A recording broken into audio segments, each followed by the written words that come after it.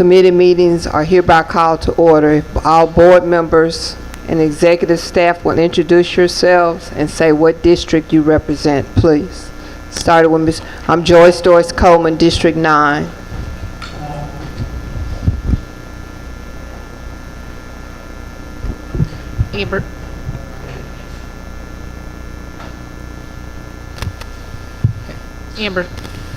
Amber Hewitt Garcia, District 8. Tamarcus Porter, District 4.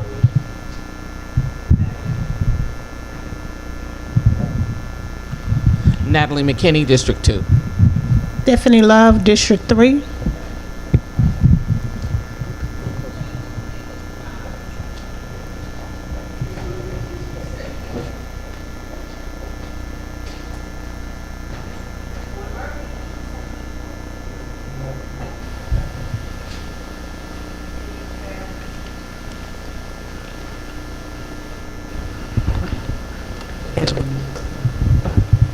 Angela Whitelaw, Deputy Superintendent. Hamilyn Turner, Special Assistant to the Superintendent. Leslie Knight, Interim Business Finance Officer. Jared Markle, Executive Director of Literacy. Good afternoon, Dr. Janice Tankson, Assistant Superintendent of Schools. Good afternoon, Jermaine Johnson, Strategic Communications Officer.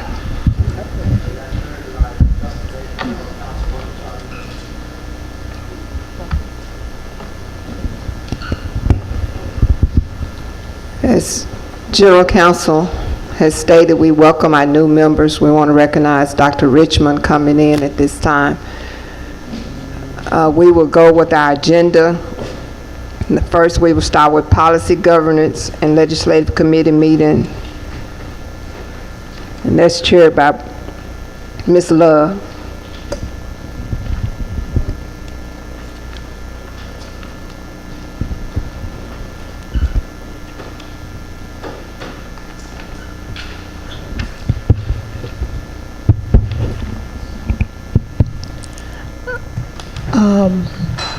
The Policy and Legislative Committee is Maria Stewart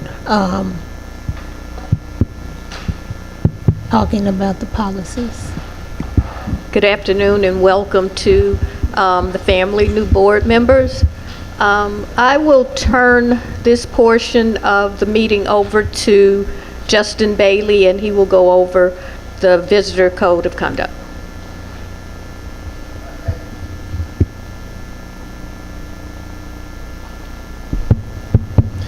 Thank you, Ms. Stewart. So the first policy or action procedure that we'd like to present for your consideration is a Visitor's Code of Conduct. During the last legislative session, the General Assembly filed a bill related to the codes of conduct at schools for visitors. This is a statutory requirement, and so we have drafted using the model from the Tennessee Organization of School Superintendents while incorporating some of our existing policy language to comport with the new Tennessee law.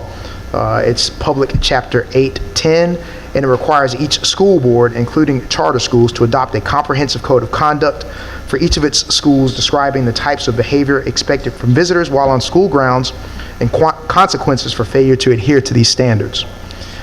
You have, I believe, in front of you a copy of the proposed code of conduct, and we will be presenting that during this month's board business meeting for approval by the board. And I'm happy to answer any questions, but that's a very high-level overview of the proposed procedure.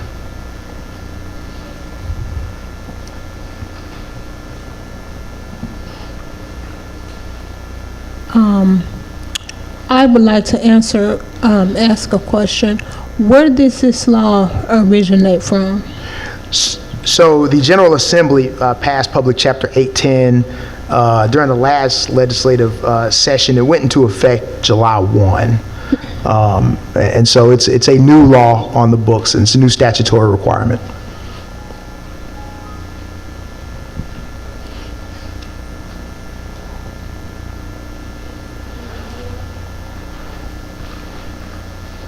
Any other questions, comments?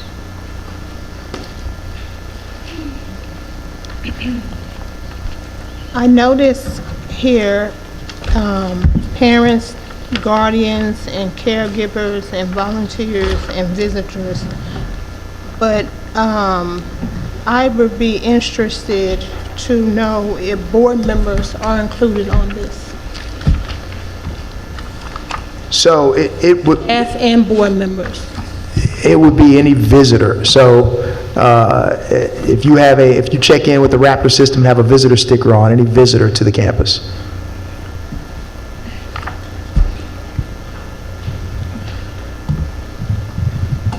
Thank you.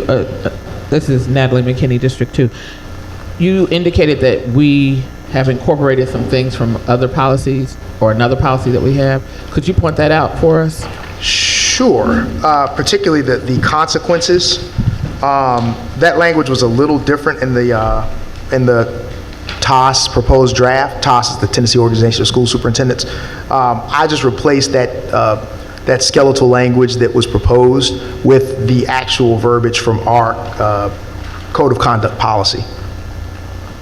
And that's policy number 7011.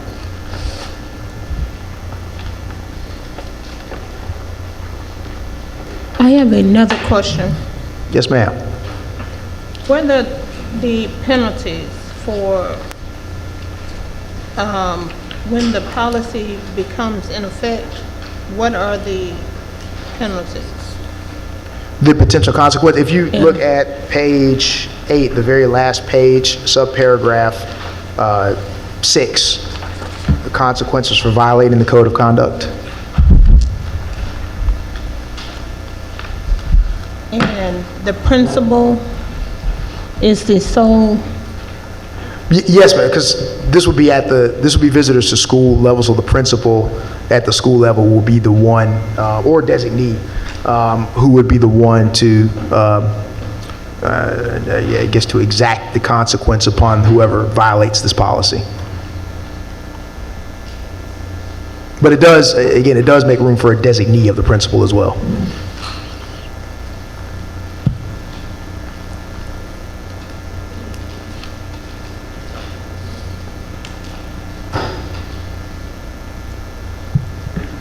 General Counsel, on page 2, it says the overarching expectation is that we work constructively together to address issues related to concerns, programs, and services before they become a source of conflict.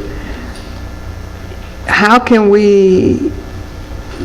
what is there to know about working together? Who all would be working? I mean, what steps do you follow to get your conflict resolved? Do you go directly to the principal? Do you talk to the teacher? How will it be portrayed? I mean, will the information be given that these are the steps to take to get a conflict resolved? So, a good question. So, first of all, the statute, as part of the comprehensive Code of Conduct plan, it has to include certain language, right? And that language includes the importance of appropriate language, respect for the person and property of others, establishing and maintaining a safe, secure, and peaceful educational setting. So, this is in part to comport with the statutory kind of requirements of how we go about accomplishing this the stable environment. But to your point, and these would be posted at the schools for visitors, so it'd be visible to them. But it would be everybody from the first point of contact, whoever they first encounter, whether it's the teacher or the principal, or up to the principal, and anybody else who might be involved in any potential conflict. It's important that all of our team members and all of our parents and visitors and volunteers and everybody else all work collectively to maintain decorum and order in our schools. And that's kind of the thought behind that broad language, making sure that everybody's on the same page and everybody's working towards the same goal of creating a harmonious environment for our kids. the question I have is how, if the policy is passed, how can this be rolled out to parents and students? and visitors? Sure. So again, there's statutory requirements. It has to be distributed and posted at the schools, right? Does it? I know it has to be posted, Maria. Yes. It has to be posted on our website, each school's website. It also has to be posted on the entrance to each school location and disseminated to all visitors who come onto the school grounds. And that's based on state law. That's language specific to the state law. Tawana Murphy, District 7. It says here on page 2, it says at the last one, it says, provide an opportunity for either a party to seek a second opinion or other interventions when there is an unresolved disagreement or when an answer to a difficult situation cannot be reached. Who would they go to when it's the difficult situation is not reached? Who would they report to? So that's a good question. Again, I think the first question has to be answered is who they're first interacting with, right? If you walk in and the first person you have an interaction with is custodial staff or a teacher, then allowing the principal or vice principal or a coach or whoever might be in the area to help collaboratively to resolve, because the whole spirit of this, right, is a collaborative approach to creating a non-chaotic environment. So it applies to everybody on the site and to all of our visitors. That is, I believe, the spirit of the verbiage there. In other words, it doesn't just have to be an argument between two people. It encourages collaboration, going and seeking maybe a third intervening party on the school campus to get input and help to smooth things over. General Counsel Bailey, Yes, ma'am. Natalie McKinney, District 2. Do we have to keep saying that? You earned it. Say it as much as you want. May I make a suggestion for your office to consider, which goes along with, I think, Commissioner Murphy's question, perhaps administrative rules and regulations to give people a clear indication of the steps that they need to do when they have to do any of these directives, and that they're posted with the policy?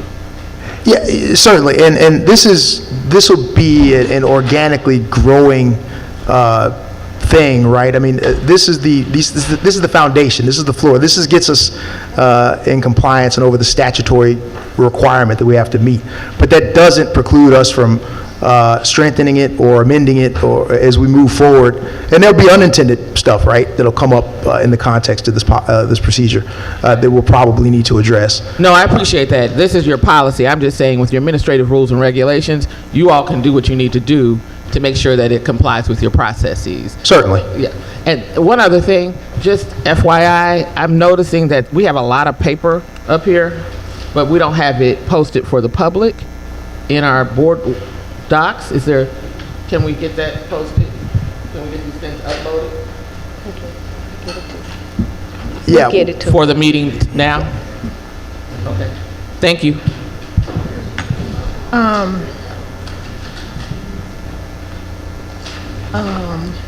Constituent service, do we have that department as of now?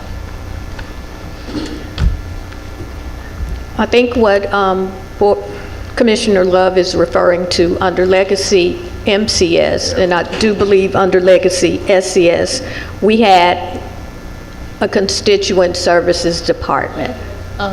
Headed by Reggie Jackson.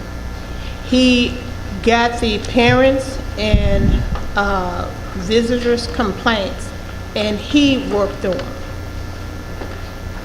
Reggie is no longer here. That's us.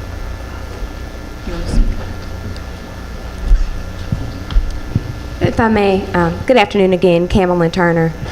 We do have Mscs Matters, which is our Parent Welcome Center. That falls under the direction of Mr. Johnston under our Communications Department. And so in that department, the people in that space work to not only apprise our parents of some of our resources here, but also to mitigate some of their issues and make sure that they're providing a easy bridge way for students coming into the district, answering any problems or mitigating, again, any problems that they may be experiencing. So we have that process. And we have a constituent response mechanism that is supported in the Office of the Superintendent. And while that's not a full department that operates maybe in the way that Legacy Department operated, it does work to support making sure that we're keeping tabs on the concerns of the constituents, making sure that we're responding in a timely manner, and that we're tracking and evaluating those trends, as we've discussed in some of our other conversations. And so definitely would love to understand exactly how that Legacy Department operated, but we have provided supports by way of our Parent Welcome Center with Mscs Matters, and we do have the constituent response process that the Superintendent's Office supports. So I am a parent. I go to Jermaine's office or the superintendent? So that's a great question. In some instances, we have parents who come to both places. What we want to do is provide a one-stop shop at the Mscs Matters so that everybody in that space knows exactly how to connect with our departments here.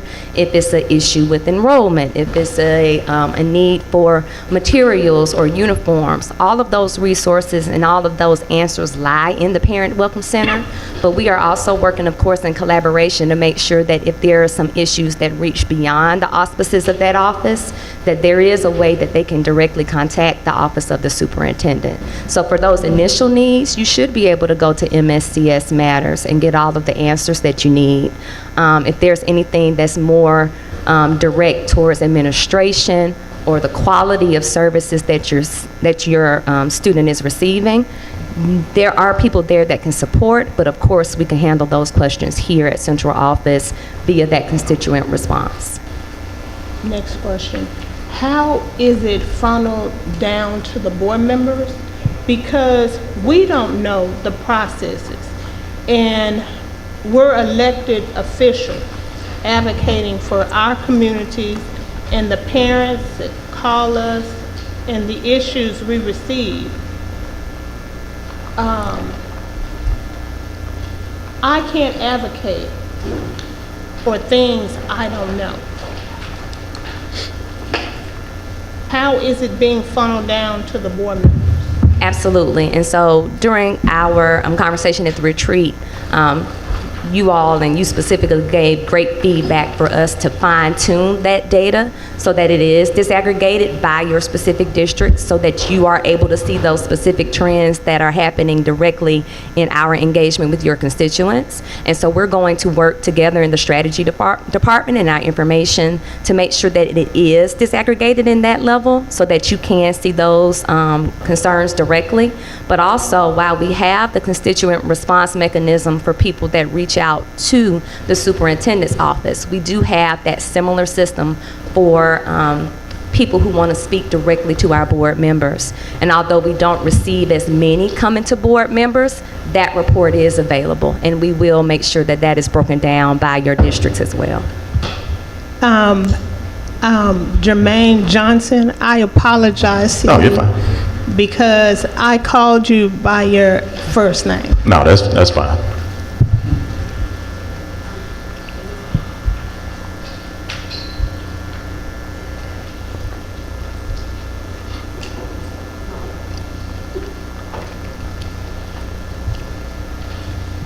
After looking at this, and I am going to agree with Commissioner Love, it needs to be more in depth of who they need to report to, because it's not saying an order of what needs to happen when a situation occurs. So let's say we have a student that gets in trouble with a teacher. If that teacher needs to report, when she reports to the principal and the principal talks to the superintendent, well, which one they need to report to. So it needs to be more direct where they know where to go to, when to go to, who they need to call, because right now it's all over the place. So if we have a situation that we cannot resolve and they are calling to all of the offices trying to find out who they need to talk to, so I think the information needs to be visible and it needs to be available where they'll know where they're going. Thank you so much for that feedback, Board Member Murphy. We have worked to supply a who to call manual. Dr. Tankson has worked in conjunction with Mscs Matters to make that available. And from what I'm hearing, it would be helpful to also have that information available in the policy if we're talking about solidifying what it is exactly that our parents need to know when they're coming into our environment, understanding those expectations, and then also us being transparent around the amount of services we need to provide. So we can definitely work to make sure that that level of information is incorporated into the document, and we'll make sure to follow up with Ms. Stewart and General Counsel Bailey. Thank you. Yes, ma'am. Commissioner Love, I have a question.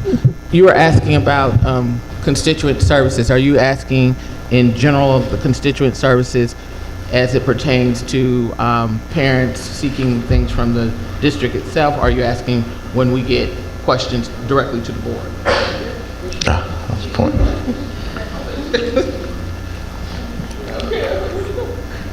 Now, I was asking constituent services. Were you talking, there's two levels, I believe. There's those constituent services, those issues that are going to the district personnel, and then there's constituent services, issues that might come to the board. Are you talking about both? Okay. Okay. Then my question is, we currently have a policy that deals with constituent services that's directly at the board level for those things that come to the board. What I think is not clear is about those issues when it comes to district staff and how we get that information. So I think there's two different levels, and I don't know if that requires another policy or if it just requires us to have a clear, I guess, a clear process that's very clear to our public and clear to us. Thank you.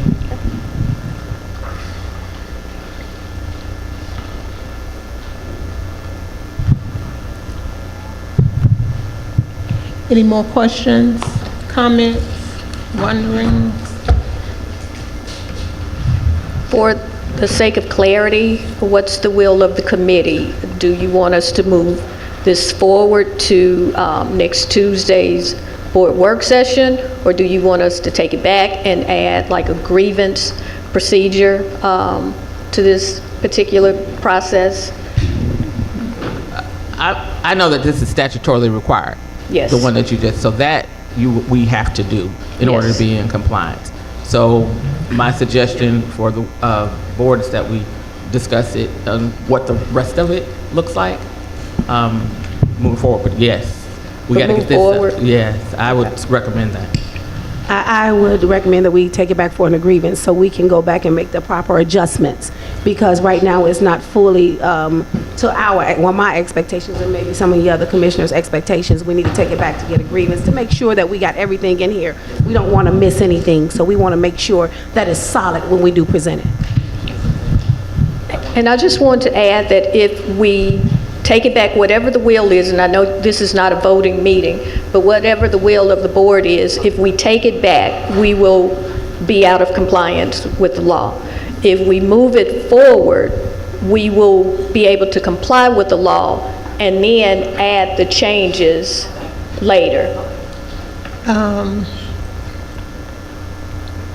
I want to be in compliance with the law, but I also want to make sure the parents and the visitors are taken care of when they have an issue.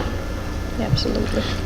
Yeah, we'll make sure that we'll make sure we get that assurance memorialized in future procedure updates. But again, to Ms. Stewart's point, it is important to go ahead and get the foundational procedure in place for our visitors, an expected code of conduct. But we will continue to have that discussion around how we elevate that when necessary. But we want, like Commissioner Love said, we want to be in compliance, but we want to make sure it's right. Yep, And it's accurate. absolutely. Any more questions?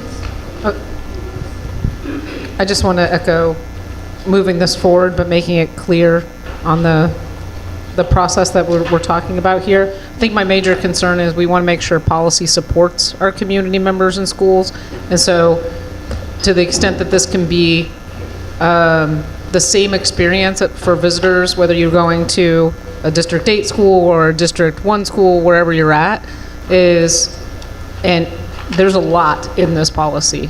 And I think we've all been in enough schools that we see a lot of violations of this policy immediately. And so what is the experience of balancing the community of a school and implementing this policy, as there's a lot in it. So having those clear steps will really support it. And this is just a small note. I think the guidance we added in the back, where stay calm, maintain a civil tone. I think respectful is probably a better word. Civil, I'm not particularly keen on the civil tone. So I think that's a subjective, but respectful is less so, but it won't keep me from moving it forward. Thanks.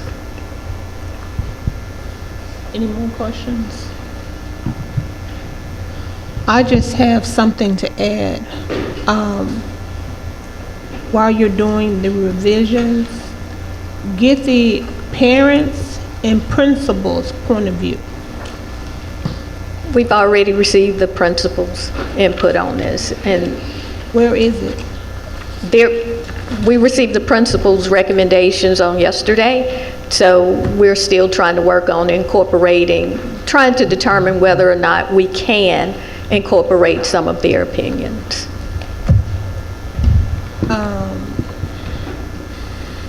I noticed you didn't say parents. Right, we did not do the parents. So we can vet the parents around this particular procedure as well. Any more questions, comments?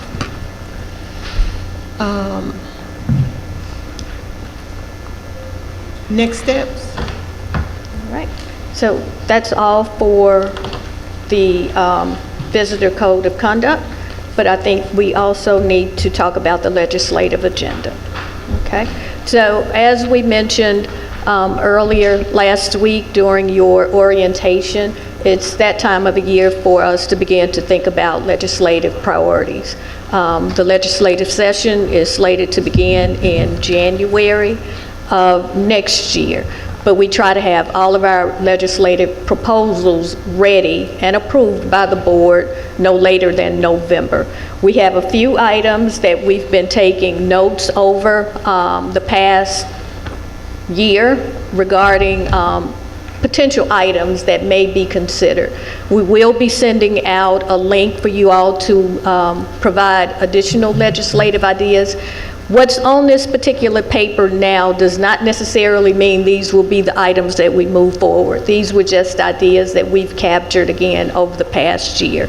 And Commissioner Garcia, I don't know if you want to speak to any of the items that you've provided, but she's provided quite a few of the items that are currently on this page. But it will be open up to all board members to provide any type of proposals that they think we need to try to advocate for in Nashville this upcoming year. The proposal timeframe will also be available to staff as well to submit ideas.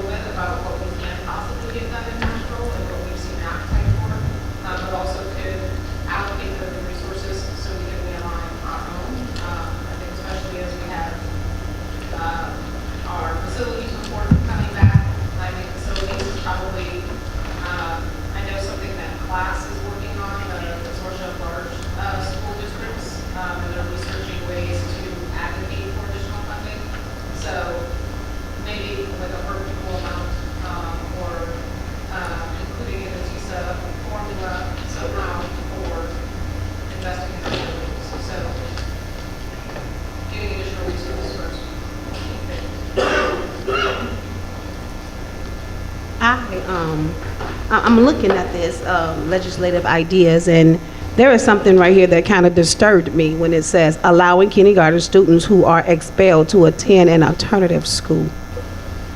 So Can it be currently, possible? currently in the law, there's something called zero tolerance, and there are certain offenses that a student can commit. And by law, we are required, if a child commits a zero tolerance offense, we are required by law to expel that student. That includes kindergarten students. So currently, the law does not allow a kindergarten student who is expelled to attend an alternative school. That child will just be out of school. And part of this particular ask, if we were to move forward with it, this was just something that was brought to us early in the year. If we have a kindergarten student who perhaps commits a zero tolerance offense and expelled, we don't want that child to just be sitting out of school. We want to provide an opportunity for that child to continue to be educated. And the only way right now in law for that to happen would be for that child to attend an alternative school. But again, these were just ideas that have been presented to our office over the past year. I understand, but in my mind, I can't fathom a kindergartner. You know, get kicked out for a zero tolerance. I mean, I've done, and I've dealt with kids, kindergartners that have these certain issues. Sometimes we have to look deeper and see what the main problem is before we just go ahead and expel a kindergartner. That's what his mental health issue comes in at. There is something happening, and we have to find out what's happening before we get to this thing where we want to expel a kindergartner.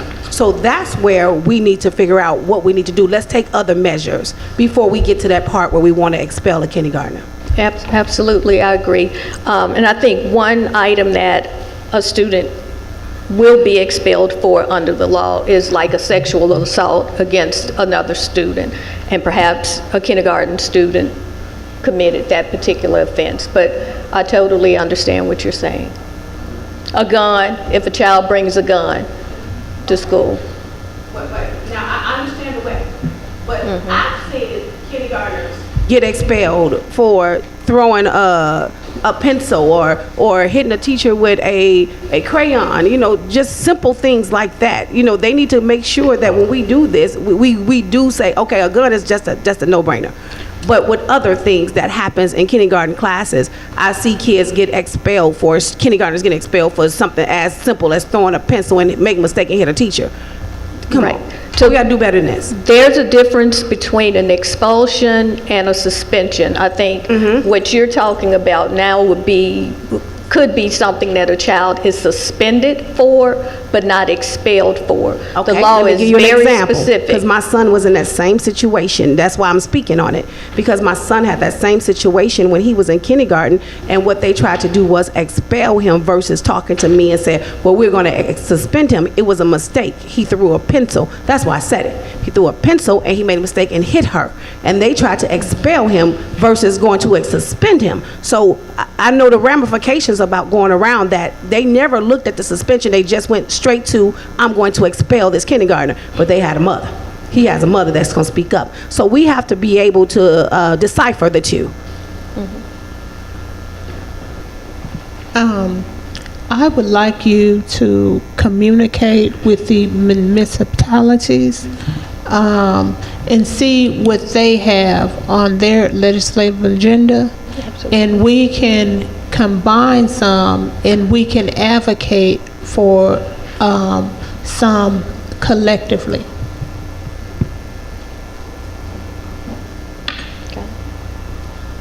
Hey, this is Tamarcus Porter. Do we got to say school board district? Okay. But I was going through the booklet that we received in orientation, and I do want to advocate more for the opportunity zone, not opportunity zone, but opportunity was opportunity youth. Yeah, that was in the book. This is like on the last page. And also, I do want to know more about the school resource officers, the safety in the schools. We will be advocating for in this legislative session. Okay. Are you referring to the school district having its own police force? But that one too, and there was another one. I think it was just more funding for the safety resource officers. Okay.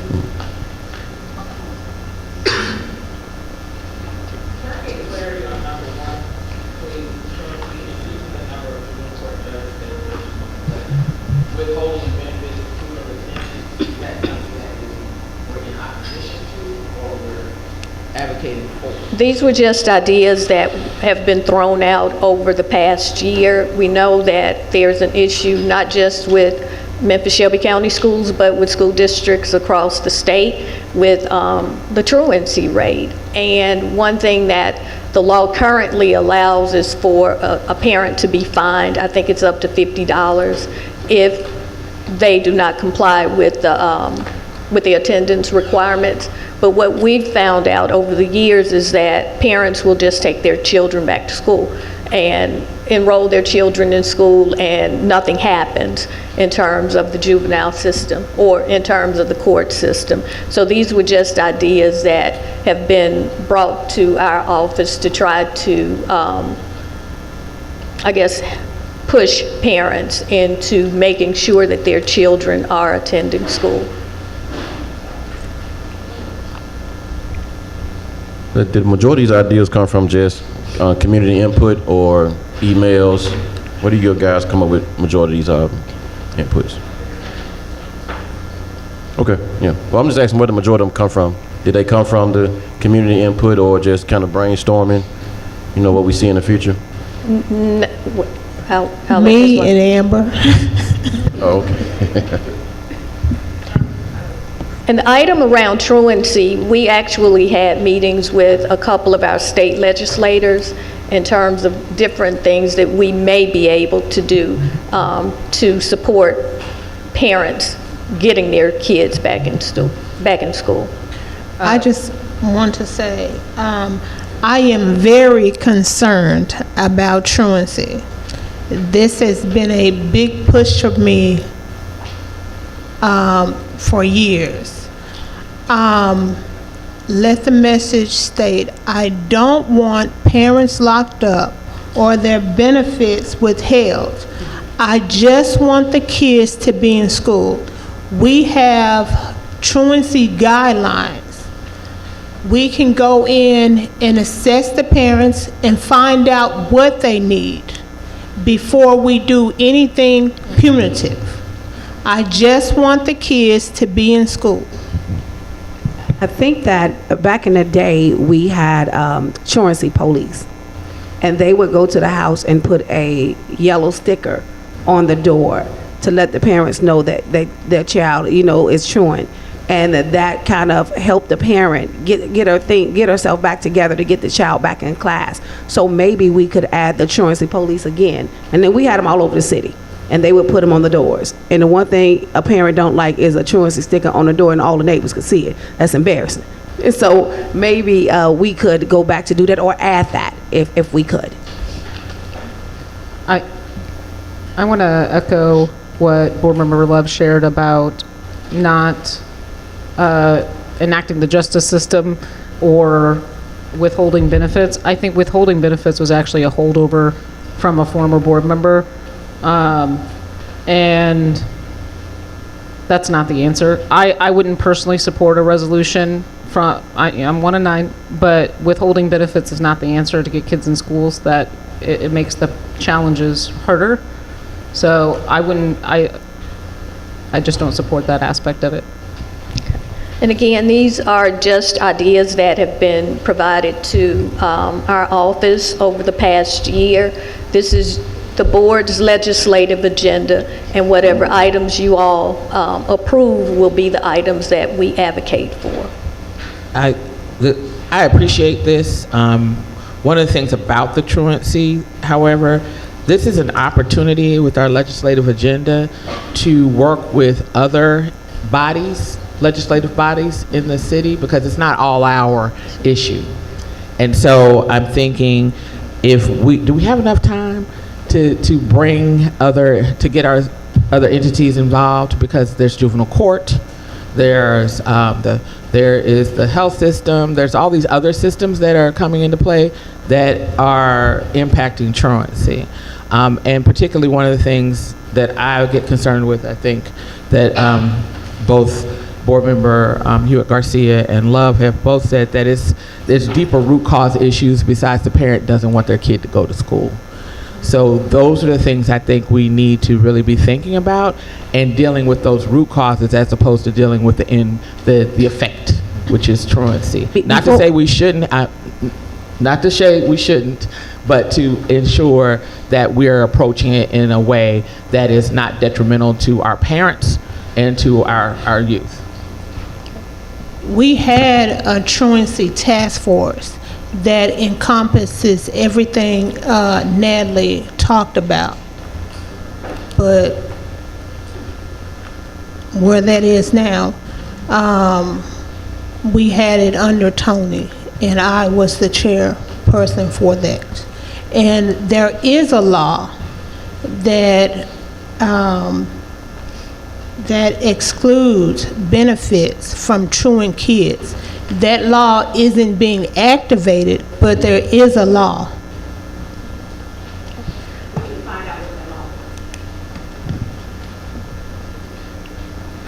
And so, Ms. Stewart, board members, if I may, our truancy support lies in our safety and security office, and that's supported by our Assistant Superintendent of Operations, Tito Langston.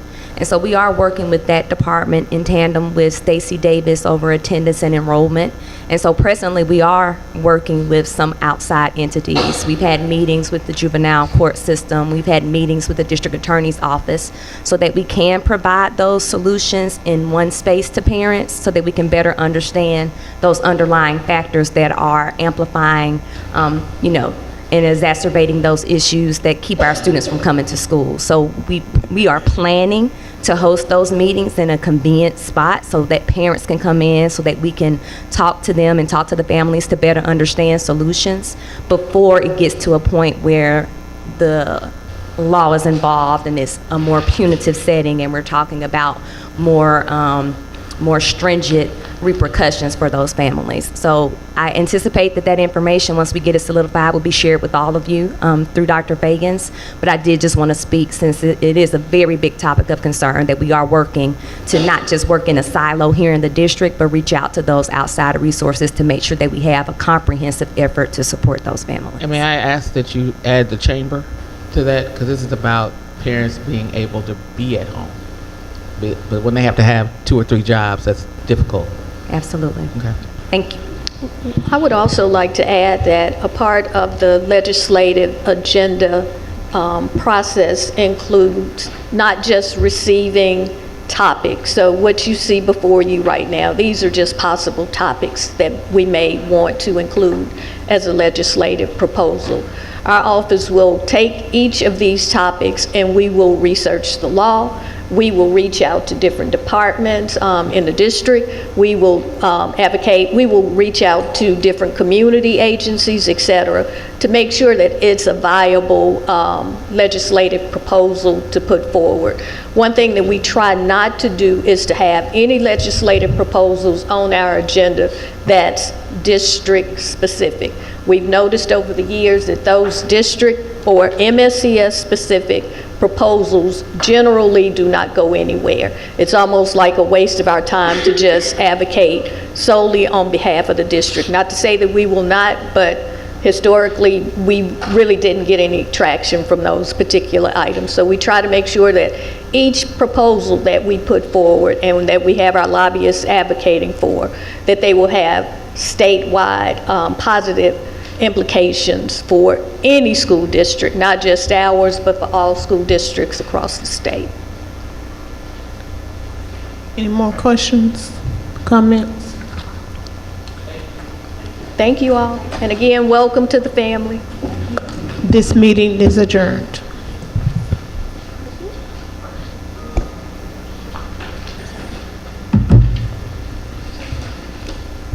We'll go right on into our academic performance. Who's in charge? Dr. Whitelaw, it's in your hands.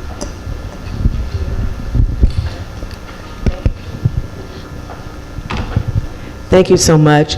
I think that also what you will see under the academic agenda, many of the parts will come from in the future, probably myself, Dr. Mark, or Dr. Tankson, or Dr. Richmond, because we all share in this role of moving the academics in our district.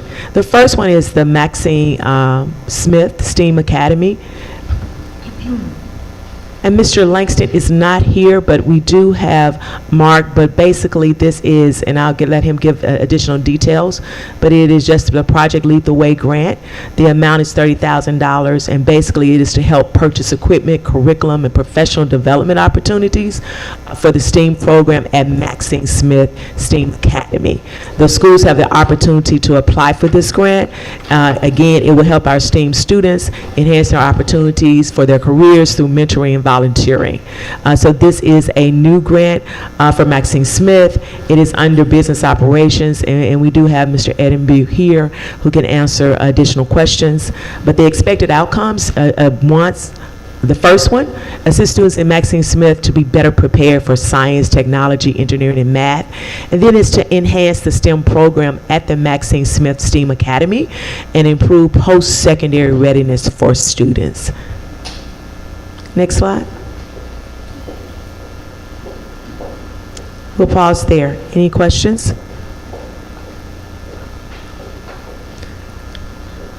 All right. Ms. Coleman, we'll go to the second item.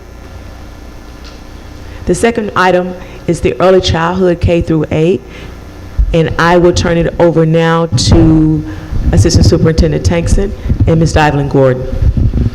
Thank you. Thank you so much, Dr. Whitelaw. Oh, it's on. Perfect. There's going to be, well, again, good afternoon, board members. There's going to be 2 contracts that's going to be coming before you at the September board meeting.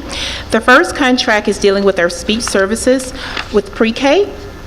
And we did have an RFP to go out, and the particular company that had the best rating was Power of Words. Okay, this is nursing.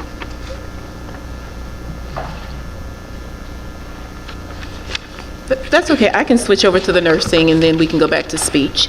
And this was also another contract. The particular company that had the best rating was RCM Healthcare Services, and we're going to be asking for the amount of $315,675. Again, this is a particular contract where it is mandated in order for us to receive monies from our federal government that we have to have nursing services for our students. So in the previous years, we have serviced or screened 4,678 students, and out of that number, we were able to find 360 that needed treatments, and were able to receive it at an early age. So again, this is something that we certainly need, and it is a reoccurring cost with our pre-K students. Are there any questions on the nursing service contract?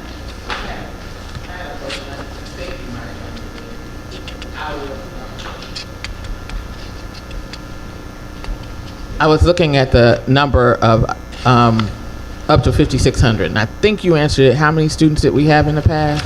4,000?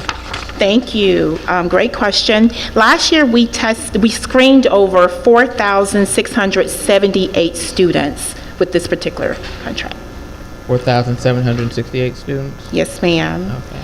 And out of that number, 360 received treatments from being noted from the screenings. What's our current number enrolled? Do you know? Our current number enrolled in pre-K currently? Yes. 4,525. So I guess my question becomes, you've got 5,600. Are we expecting to get up to that?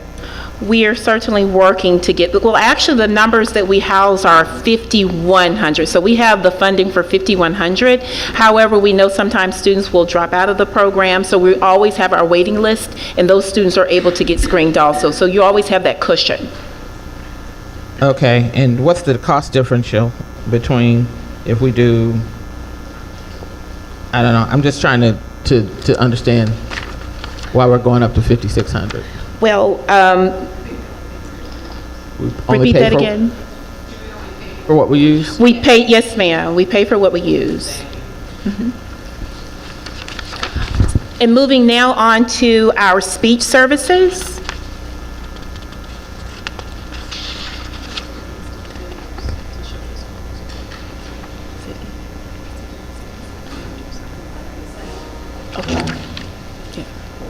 And that, just going, the slide that you're seeing here was just showing all that applied with the RFP. So now we're moving now into our speech services contract. This again is another contract that we're going to ask for you to approve, the amount of $129,000. The particular company that won this bid was Power of Words. And again, this is one of those grants where in order for us to receive the monies from the different federal governments, that we have to have a speech service contract. And we did do an RFP, so if you go to the next screen, I think you'll be able to see the companies that did the RFP. Okay, absolutely, yes, we'll go back.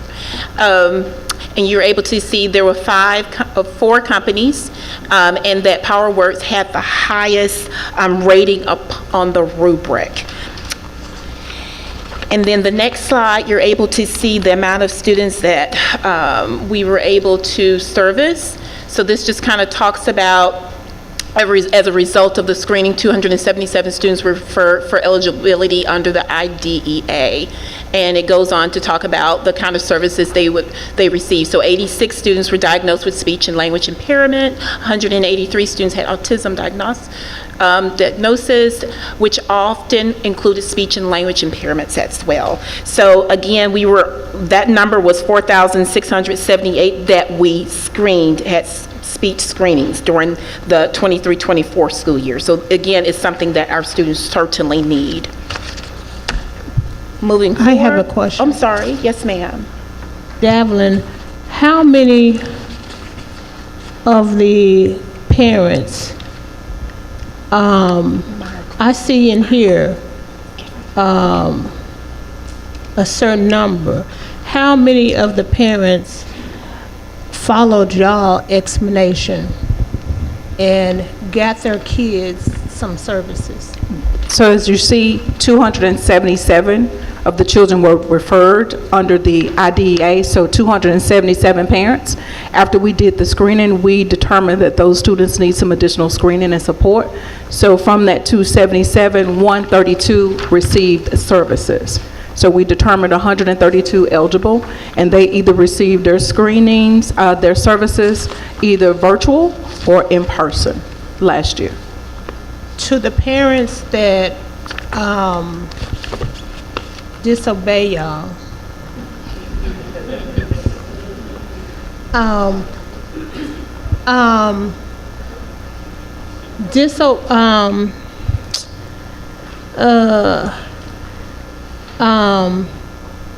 to the parents that don't follow y'all recommendations, examples, can they still provide services at school? Yes, ma'am. We did not have anyone last year that declined speech and language services last year. But if they can still pick it back up if they decline when those children enter in kindergarten, because they do the same screenings again in kindergarten. The teachers do review and determine children eligible when they received when they enter into kindergarten. Yes, as well. I am worried about the parents that that don't follow y'all lead.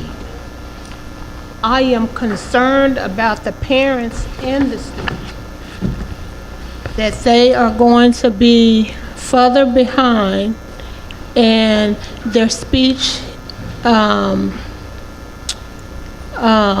determination for the assessment, I am very concerned about their child's well-being in school. So, and I apologize, I did not formally introduce myself. I am Dyvalin Gordon, the Executive Director of Early Childhood Pre-K. We are concerned as well, Commissioner Love. We did have a meeting with Dr. Luckett and her team on Friday. We put together some process and procedures that we are going to put into place with our collaboration this school term. When we identify a child that needs additional supports and the parents decline in pre-K, we make sure that We take it as far as we possibly can, and then the pass over to the Exceptional Children Office just to notify, but also those incoming schools as a part of our transition meetings. This school year, we will be working with those school leaders, those kindergarten teachers, so they will be aware of, this is how far we've taken it. Please monitor this particular child, and maybe they can begin those conversations again once they begin to identify those challenges showing up in kindergarten, because eventually it is going to catch up with the child, and we want to make sure that the school is aware of all the things that we've done in preschool so they can kind of pick up where we left off to continue that process. Labeling is a big issue. Yes. And it just depends upon what was the parent's experience. A lot of times when we have conversations, many of those parents have been in special education themselves, and so they don't want to have that label, so we try to educate them as much as possible around early interventions so we can mitigate those issues early on. Director Gordon, I have a question for you, please. For the children that were diagnosed with health care issues, what do we do to help follow up on these children? Like, I know asthmatic children have to have their inhalers. Are we working with them to? Yes, ma'am. So as a part of our contract, we have nurses that support those children in their schools. So we also work with those nurses that are assigned to those school buildings, but we have nurses as a part of this contract that works throughout the school year supporting that child once we've identified some health services issues.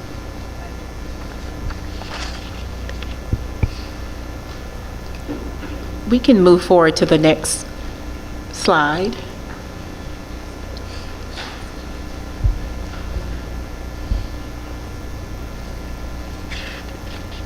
Okay, yeah, this is just going a little bit more in depth with the speech service pre-K contract, so you can go on.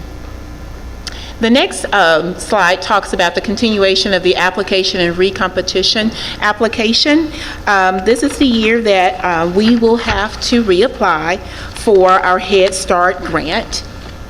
And basically, this is just speaking to, this is the final year. The approval will continue with Head Start service for the final year of the current 5-year funding period, and all of the early childhood department will apply for a new 5-year period. So we are asking for permission to apply for this grant again. Next slide. And this grant is our Head Start grant. It's majority of the money that we receive. We received over $29 million this past school year. So this is a big grant that we certainly want to continue to receive. Conditions for the DRS, which stands for Designation Renewal System. This is a particular company that goes in and makes sure that we are following all the guidelines and policies of having Head Start programs. So typically, if they find 2 or more deficiencies defined as systematic or substantial failures within a system, then we will have to reapply. Next slide. So they did find some deficiencies. They found 3, in fact, with Memphis-Shelby County Schools. So I'll kind of read on the description deficiency. So basically with the first one, they found that we did not report incidences in a timely manner. Typically, the Head Start regional office gives us 5 days to report, and with one incident, it took 7 days to report the incident. So we received a citation for that. The next citation that we received dealt with classroom staff using inappropriate discipline tactics to discipline our students. And this was found in 4 centers. So we received infractions for that. And then our last citation came from, we did not reach the number, so we had low enrollment with our Head Start. We were down by 161 students during the 23-24 school year. We are currently right now sitting at 92% enrollment in our Head Start, so we're working really hard to get those numbers up. We do have students on the waiting list. We only need 276 to reach our numbers currently. And we are also, we do have some 3-year-olds on that list, and we are working to make sure we're looking at the eligibility of those students. And then also, so I'm thinking when we looked at it, we had 410 to meet the criteria, and then we had 400 that did not meet the criteria. So we are still working to get our numbers up to the 100%, and I know that we will meet it this school year. Next slide, please. So I just want to end, and basically with this particular section that just speaks to, we have worked a corrective action in order to meet those deficits. Mrs. Davlin Gordon has done a phenomenal job, and her team during the springtime of last year to bring it to the board's attention, and they did, you all, thank you, approved the correction action plan. So the team has truly been working to make sure that we do not have any citations this school year. I can definitely say since the start of school there have not been any. We've done a great job during the summertime to make sure that we've had PD with our teachers. We've created climate and culture walkthrough forums with our principals and the network leaders, making sure that everyone is taking a part in monitoring classes. Again, Ms. Gordon spoke on the redesign of the Exceptional Children's Office with the early childhood collaboration, making sure that we are identifying students who have the IEPs, the 504s, and working through to make sure that that's a straight through line with helping our students. We are also working very closely with our OPS, or some may call the labor relations, to make sure that when students are, when teachers are cited or referred, that the investigation happens quickly and we get everything into the Head Start office within the 5 days. Are there any questions?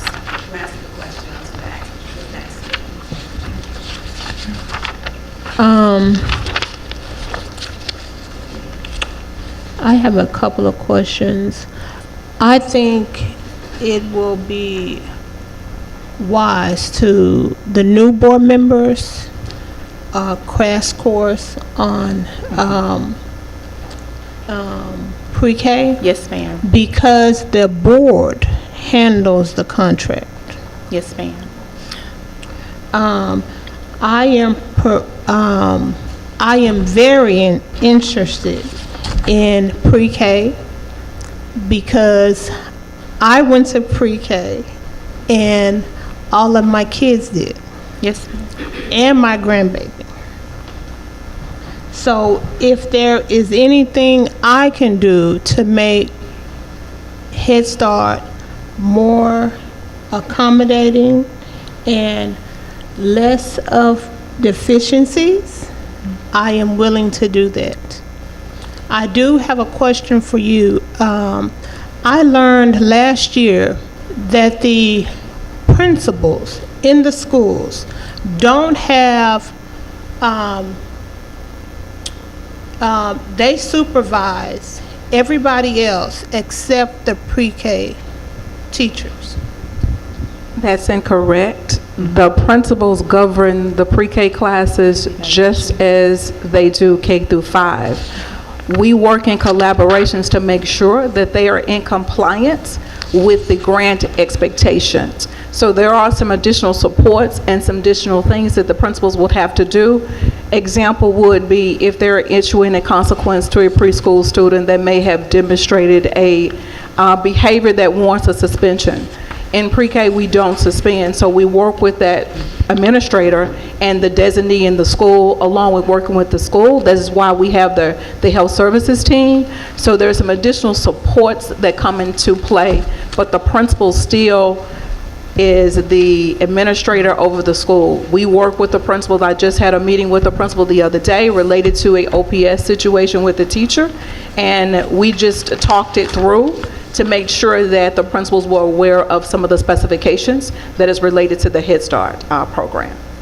correction, I heard about it last year, not this year. Right. Yes, ma'am. So we are working very diligently this year. Yep. The team is in the schools. We're working with the principals. We're making sure that the principals understand the process, procedures, and the protocols when it comes to, we've sent them a wealth of FAQs, process and procedures, who to call when there's an issue that comes up. I'm out in the buildings, especially those schools where we had a high number of incidents. Yes. We're making sure that we're very visible in those school buildings this school year. Another question. In my district encompasses District 3, and the principals at one of my schools continues to talk about we need more classes and less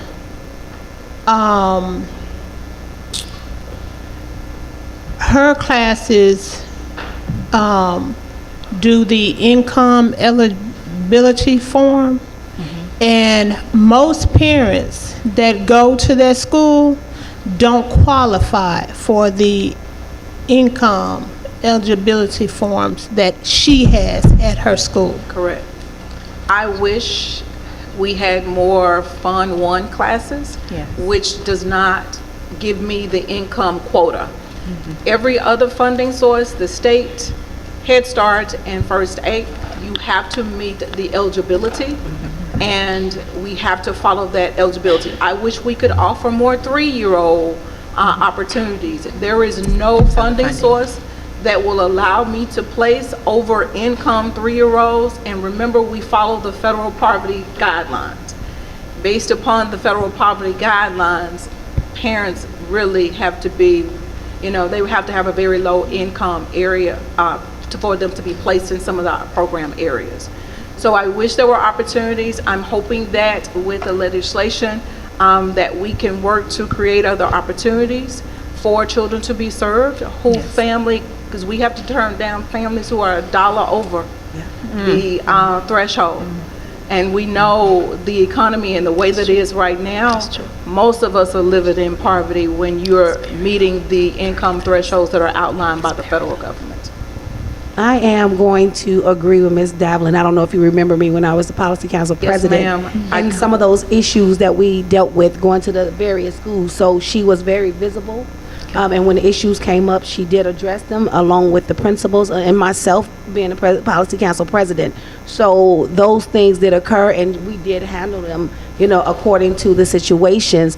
And I also dealt with parents that was $1 over and $2 over, and they had to deny them. So, like she said, we just have to figure out ways to deal with it and work with it. And I see it firsthand because I visited the school and I worked with her on several situations. So.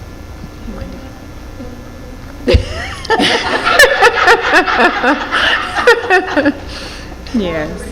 Thank you. She was there, so she knows. I do want to make sure that we're very clear. You are approving 2 applications. Yeah. Our application for this year, our funding ends December 2024. We have to apply to receive the continuation to finish this school year. Then once the grant is posted, we are then applying for a new 5 years. So this one item includes giving me permission to apply for both applications when they're posted. Yes. I'm glad that you said that. Why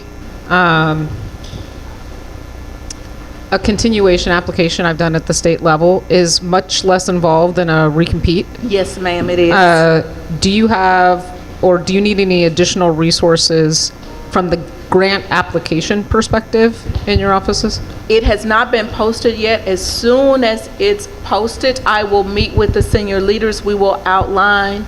I did have a conversation with Dr. Turner and Dr. Tankson this morning to discuss just this very thing. Okay. And making sure that we have the board input on the new application and thinking about what do we really want these next 5 years. Everybody says we want to expand, but there is a workforce challenge for us to be able to expand, and then really looking at Whatever the money is how we have to really outline how we're going to use those funds to service our students under this grant. And I heard you on there's no current funding source for 3-year-olds that are over income. No, ma'am. I do think it's, if there are existing classrooms that have 14 that could go to 20 and we can put 6 children in there in the room when we've already paid for the teacher and the building, right? If we can quantify those costs, I think, or in some way work with philanthropy who may want to invest in an early childhood spaces, say, we think this could be competitive in our application, we have a match of X number of seats. I think we should think about how our partners may be able to help if there's no, state changes, and make it a more competitive application. And I believe Millington just got a Head Start expansion grant, so maybe there's something we can learn from our municipal partners. Okay. Thank you. I have one question. Are there any grants available for us to apply for that are not income-based or income-driven? Have we looked into that? We have. We're always looking for funding opportunities. Currently, with 3-year-olds, there are no options other than early Head Start.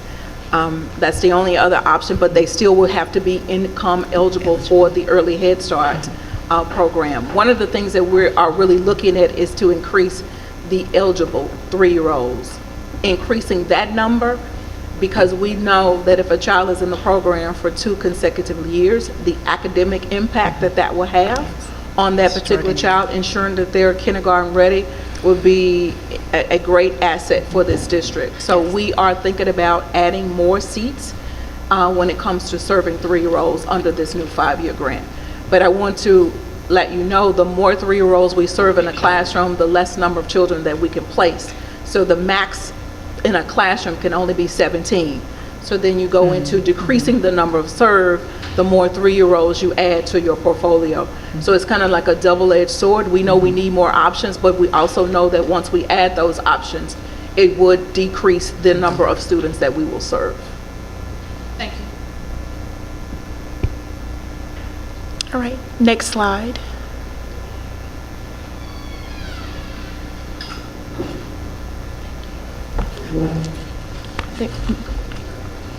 Okay, I was at the end. Okay, thank you. Dr. Whitelaw. You go to the next item. Oh, Prodigy. It's me. Next item is Prodigy. Dr. Tankson. Yes, thank you. This is going to be a memorandum of understanding. This is a free platform for our students with, and the subject that they'll be working these online games will be mathematics. So again, there's no cost associated with this memorandum of understanding. This is basically giving our students another opportunity to work in mathematical concepts.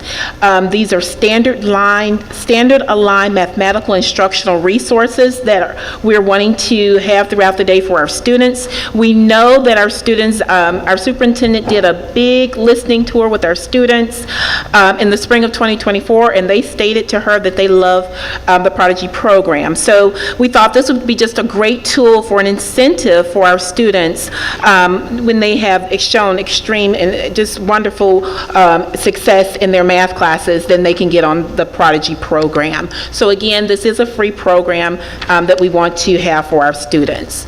In the next slide, you're able to see who it'll affect. This is, again, something that we can pull up through our Clever program.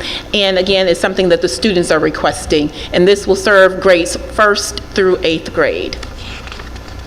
Are there any questions on Prodigy? I have several questions. Yes, ma'am. I noticed that there is no cost to this item. How did the district obtain this without any money? That's a great question. Thank you. Dr. Maples, can you answer that? Because again, I know this is something the students wanted, and we were able to work out a deal where we were able to get it for free. Good afternoon. It's Dr. Amy Maples, Executive Director of Curriculum and Instruction. So this is a vendor out of Canada. They make this tool, this resource available at no charge. to families, districts across the nation. And so our students showed that interest in the math piece. And so this is needed just because we want to integrate it into Clever, make it easily accessible, streamline that for our students, so that we incentivize it. So again, that's the reason for the memorandum of agreement. Okay, my next question is, what professional development will be offered to the teachers?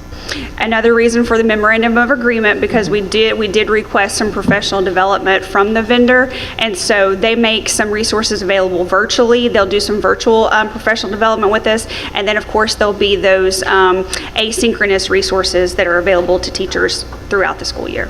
Okay, thank you. All right, moving on to the, I'm sorry. I have a question. Yes, sir. As far as, I do appreciate that it is free, but it doesn't align with the TCAP, iReady, and all those scores, because although our students do like it, I don't want to overwhelm them with the current test that they have to pass in order to get the scores from the state. So does this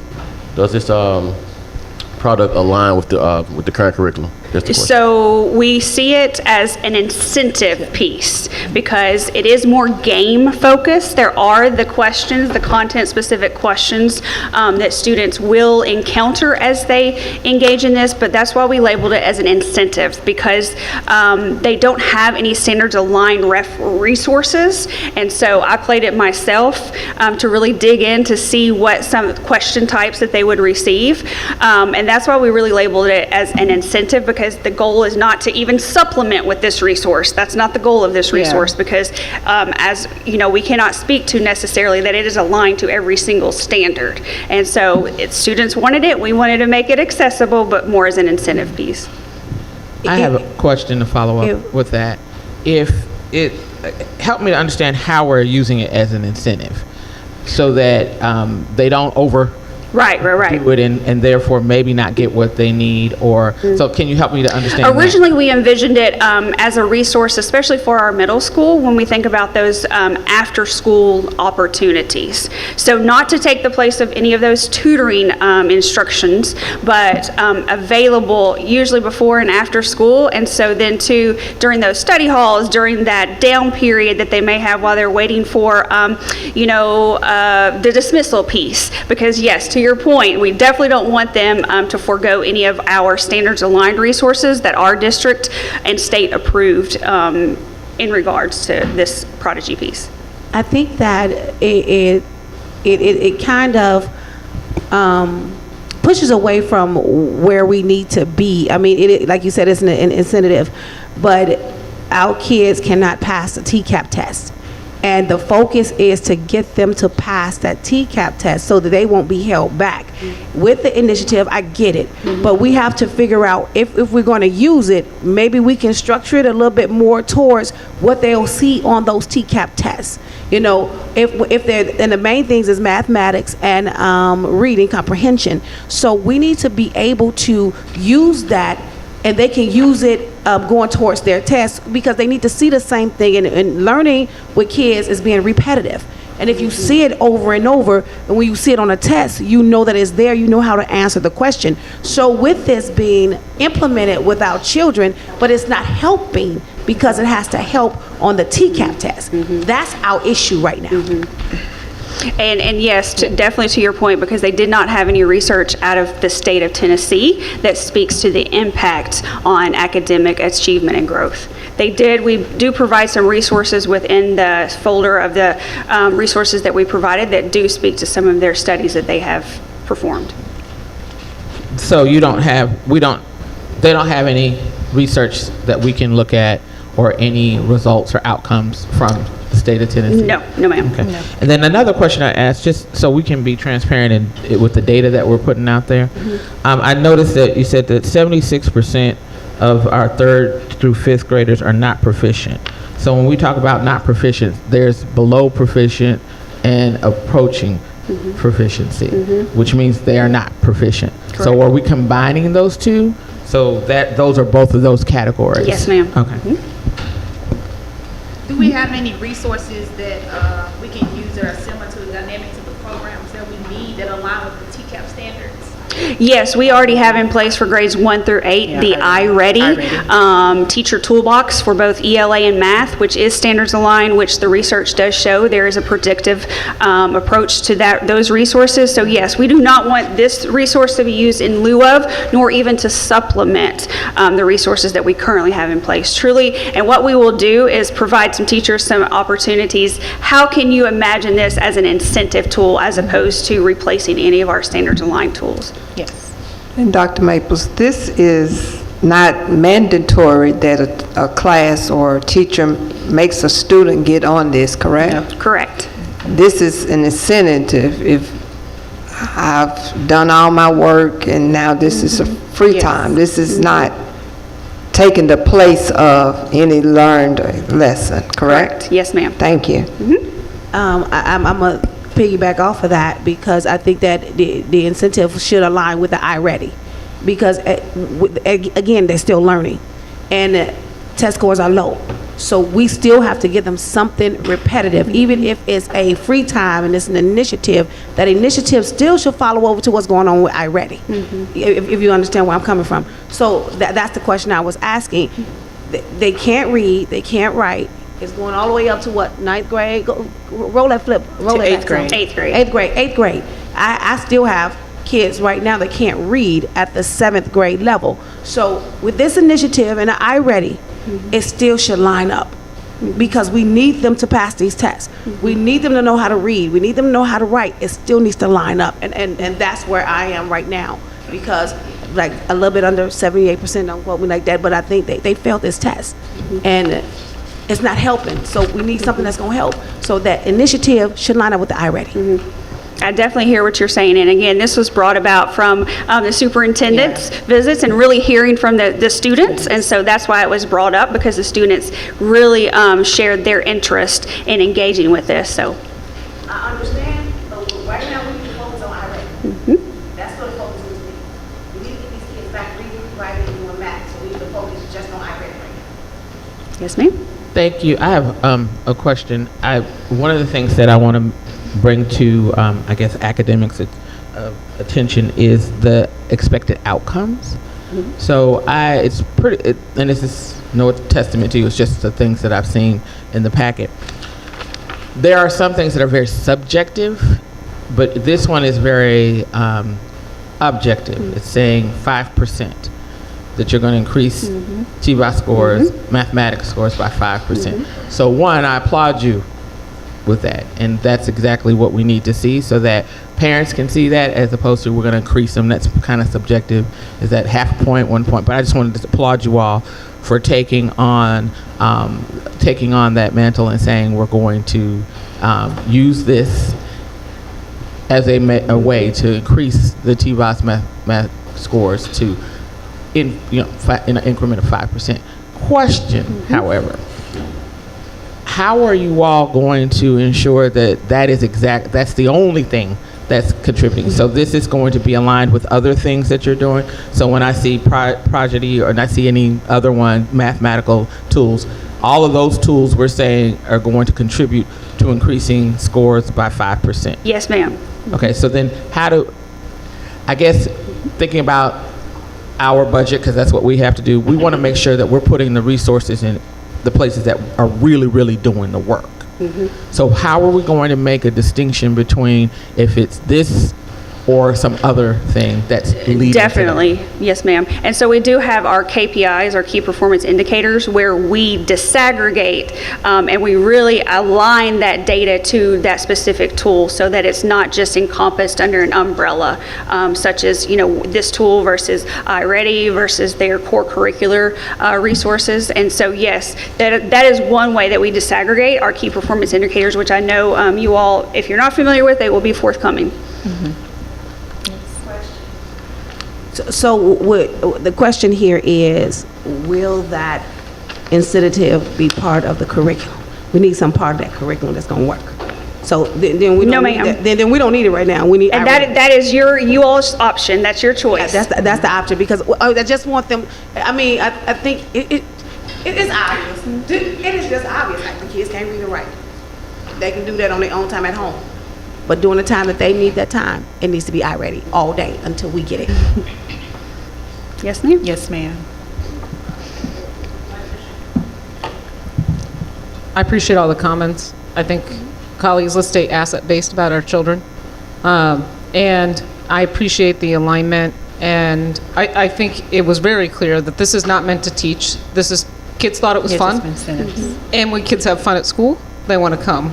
So I don't spend my entire work day focused on my, 3 big goals. I take breaks. I do things that, I read the news, things that I enjoy, right? Our children, whether it's before or after school, where we know that has a place. I think that's very clear. I think this constant pressure to perform can have a negative consequence. So I appreciate having some academic elements of fun games, and I really appreciate the superintendent getting our students' feedback about what they want to see. So thank you for bringing this forward. Yes, ma'am. Thank you. I have a question. The teachers like this? Now, this, I would say, just from my level of knowledge, teachers aren't as familiar with this. This was solely based off of the student input. Well, my son did iReady, and he also did Clever. iReady, it's fun to do your homework and study with iReady, because they make iReady fun, because I sit with my son. When he does iReady, he still does iReady and Clever, but he prefers iReady because it's more challenging to him with the iReady. And as a parent that's visible, that's sitting next to him, and I'll say it all the time, he's 10 years old and his reading is at a 12th grade level right now. His math is 12th grade because he likes reading, and iReady, it challenges him. And it sends him to the next level. So now I have this son that has an IQ of 150, and he's still, I ain't gonna leave that alone. But I'm just saying, the iReady got him there because it got harder and harder, and it challenged him. So it was fun, but it was still challenging. And he doesn't care for the Clever, but he does go back to iReady. That's what I'm saying. Yes, ma'am. Yes, ma'am. And I have a question. I agree with Amber. Students shouldn't be bombarded with testing material all day. I agree with Tawana Murphy. Students need to know what is on the test. But we are going to have to get to a point when we let teachers teach.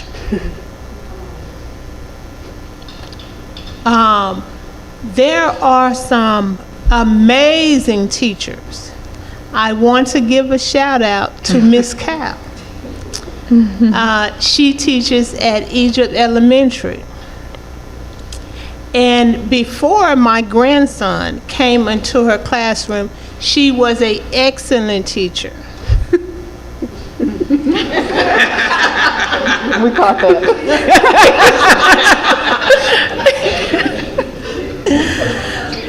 But I want to give a shout out to the amazing educators that go in and teach the most difficult students in the subjects, and they don't give up.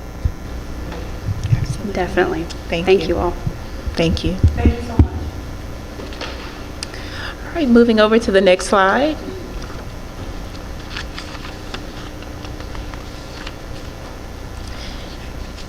All right, this next particular slide is dealing with mathematical reasoning textbook adoption.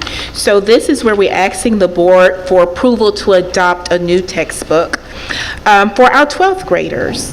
So the course that we have been using in the past has been called Applied Math in 12th grade, but the state has no longer approved this particular subject. So the subject they have approved is mathematical reasoning. So we have to adopt the new textbook.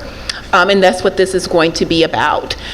So you're able to see the amount. So right now there is no amount because we're just trying to get approval for the adoption, and then we'll go back and get that amount to bring back to you. So this particular adoption is going to suffice for 2,361 students. So if you go to the next slide, you'll be able to see all the high schools that will be participating in this particular, in this particular course. And it talks about the number of sections and the amount of students that are going to be taking it. So I know you may ask, well, what are they using right now? They're actually right now using the curriculum maps and the textbook vendor online information currently.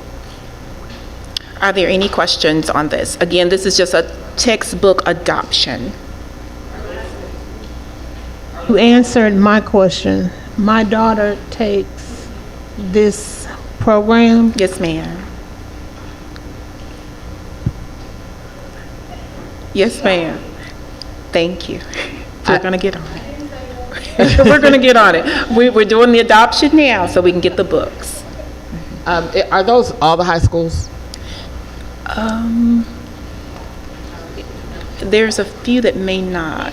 Schools that currently have this course in place that are currently offering this course.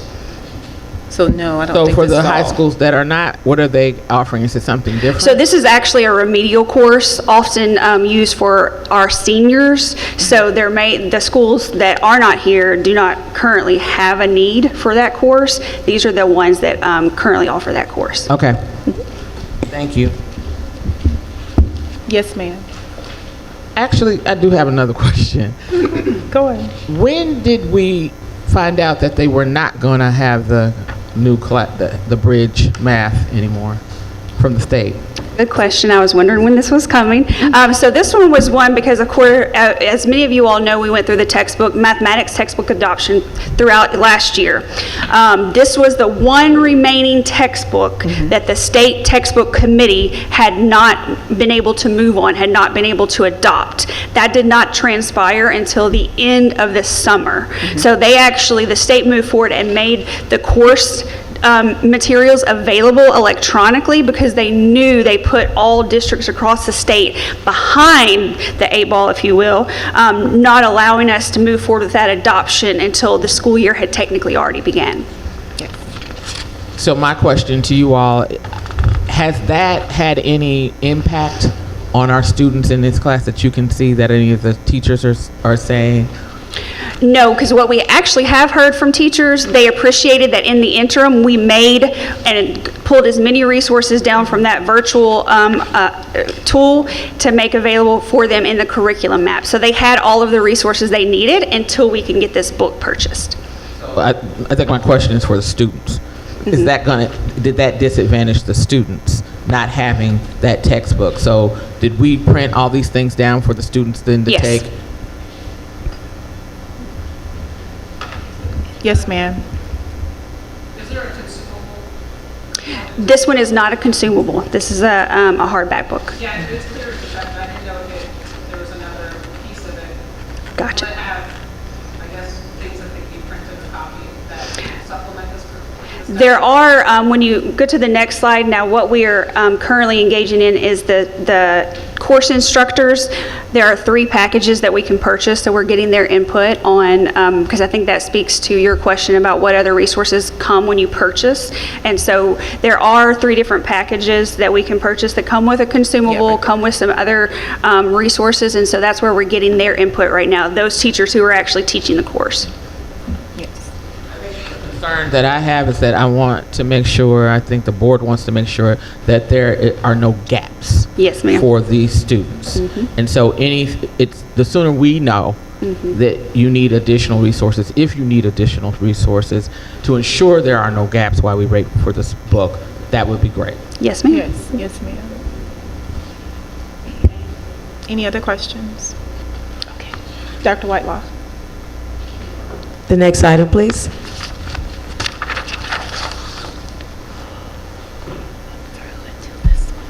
Thank you. The next item is the Shelby County Health Department Immunization Event Partnership. If you go on to the next slide, basically this is no cost to the board. We're recommending that the Shelby County Board of Education approves the partnership between MSCS and the Shelby County Health Department. The purpose and the why, because this MOU will allow us to continue to have this working relationship to provide the immunizations and vaccinations events by hosting events with or at MSCS location, raising awareness among our families. So again, who will we serve? We will serve all of the students, but definitely those families who need to be served and receive those things that they need through this event. The expected outcomes that we do want to make sure that we improve our compliance rate. We support our families. We support the initiative around the early literacy of just making sure that our students are ready for kindergarten. And then each year, MSCS has hosted a minimum of 3 events per year. If you go on to the next slide, we'll run through, and then I'll ask for questions at the end. Here it just talks about over the last 3 years, we've been able to partner with the health department. We've been able to complete 2,920 immunizations, vaccinations, over 837 MSCS students. And so therefore, if you look at our compliance rate, 21-22, 94%, 21-22 for the Tennessee state compliance, 93, and then just looking at 94.1 for 22-23 school year. And so again, this is just, we wanted to bring it to the board. It's at no cost, but it is an MOU with the health department. Any questions? Okay. Thank you. Do we have a current MOU? I take immunizations to be required to enter school. So have students not been able to get immunizations without us voting on this, or is there a current one? It's a current one. I think that it expires. Am I right, Carmisha? To give clarity. Every year we have to renew. Okay, I just want to make sure there's a current one and we're not holding up. Okay. Yeah, we're just trying to make sure we get ahead and make sure we get this. I want to make sure kids can get what they need. Thanks. Thank you. Thank you, Carmisha. If we move on to the next, Ms. Coleman, we'll go, I think it's one more.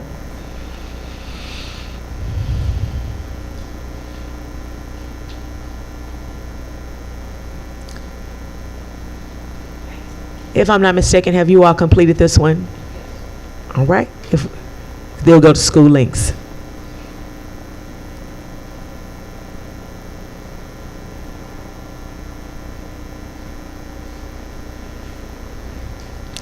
School Links is a college and career platform that we want to bring to the board. The cost is $214,779. Again, this is bringing to the board to meet this 2-year option to exercise the funding for the college and career readiness platform. And we want to make sure this is be our first year involved in the contract. So this is a new contract. Move to the next slide. The reason why, I just kind of sum that up, I know there's a lot of language on the slide, but basically what we want to be able to do, that we want to be able to give all of our students in 7th and 9th grade, allow them the opportunity to have the career assessment and track and monitor the results, and that is part of the policy, Tennessee High School Policy 2.103 and Tennessee Policy 5.103. And again, School Links will allow us to do that particular part, as well as we'll be using School Links to develop a 4-year plan, and it will be updated annually, and it starts in the 8th grade, and then each year we update that plan. And who's part of that plan is the school counselor, the student, and the parent. Part of this School Links is a monitoring access to it. And not only will the school be able to monitor and have access, but parents will as well. And the students will have access for a lifetime. Just wanted to sum that part up. If you go on to the next slide.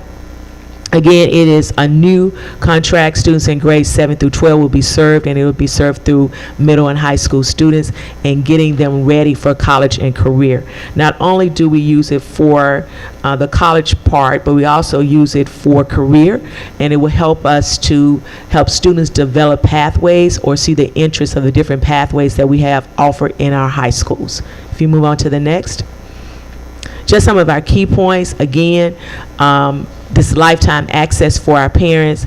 to make sure that they see that they can go back and review, as well as this will be, it will host the district online academic course catalog, and it'll also help us to cross-reference all of the deficiencies that students may have. So it's another good source for us to ensure that we don't lose students through the gaps that we have in the city or in the district. Moving on. And again, we just want to be real clear, it's a common app. Also, our high schools use it to help with scholarships across. It has a database, as well as we use it for colleges as a student for college application, as well as to track the college application, as well as for parents and community people, community leaders to give recommendations, and it can be uploaded through this app as well to help many of our high school students. And again, I brought this out earlier, it supports our tracking and monitoring of our graduation progress. This is just another tool that we can utilize to cross-reference and make sure that our students are on track, and identifies the credit deficiencies. And I think that we talked about this part as well, that it's just a work-based learning, and again, offering career readiness. Ms. Timberlake, I think you can move on. This here is the implementation timeline. We always provide a timeline and how we will be supporting teachers as well as our parents, and working with them to get them brought up to speed of how to use this essential tool. Hey, Dr. Whitelaw, is this the district's first time having a program like this? This is our first time with School Links. Last year we had a Naviance. The reason that we decided to switch, basically Naviance, we were noticing some technical issues that we were having, as well as the return on investment in this particular program definitely is cheaper, but it provides a host of things that we need. Okay, because I know people in the CCTE department as well, they perform some of this particular work for us, tracking the students as far as coming from Southwest Tennessee to graduation. So it'll work closely with the CCTE department, right? Yes, we'll be working closely with Dr. Richmond and his team, that it will provide us a sense of interest. It will help students to talk about the pathways that they may be interested in. And you mentioned that it will be an app that parents can download on their phones? Yes, it's a common app, and parents can use, I think we had it on one of the slides, yes, the common app integration. And again, it will support our high school students, especially around exploring colleges, submitting applications to colleges, and also submitting recommendations. Thank you. I have a question. I would like to see the cost comparison of both apps, and the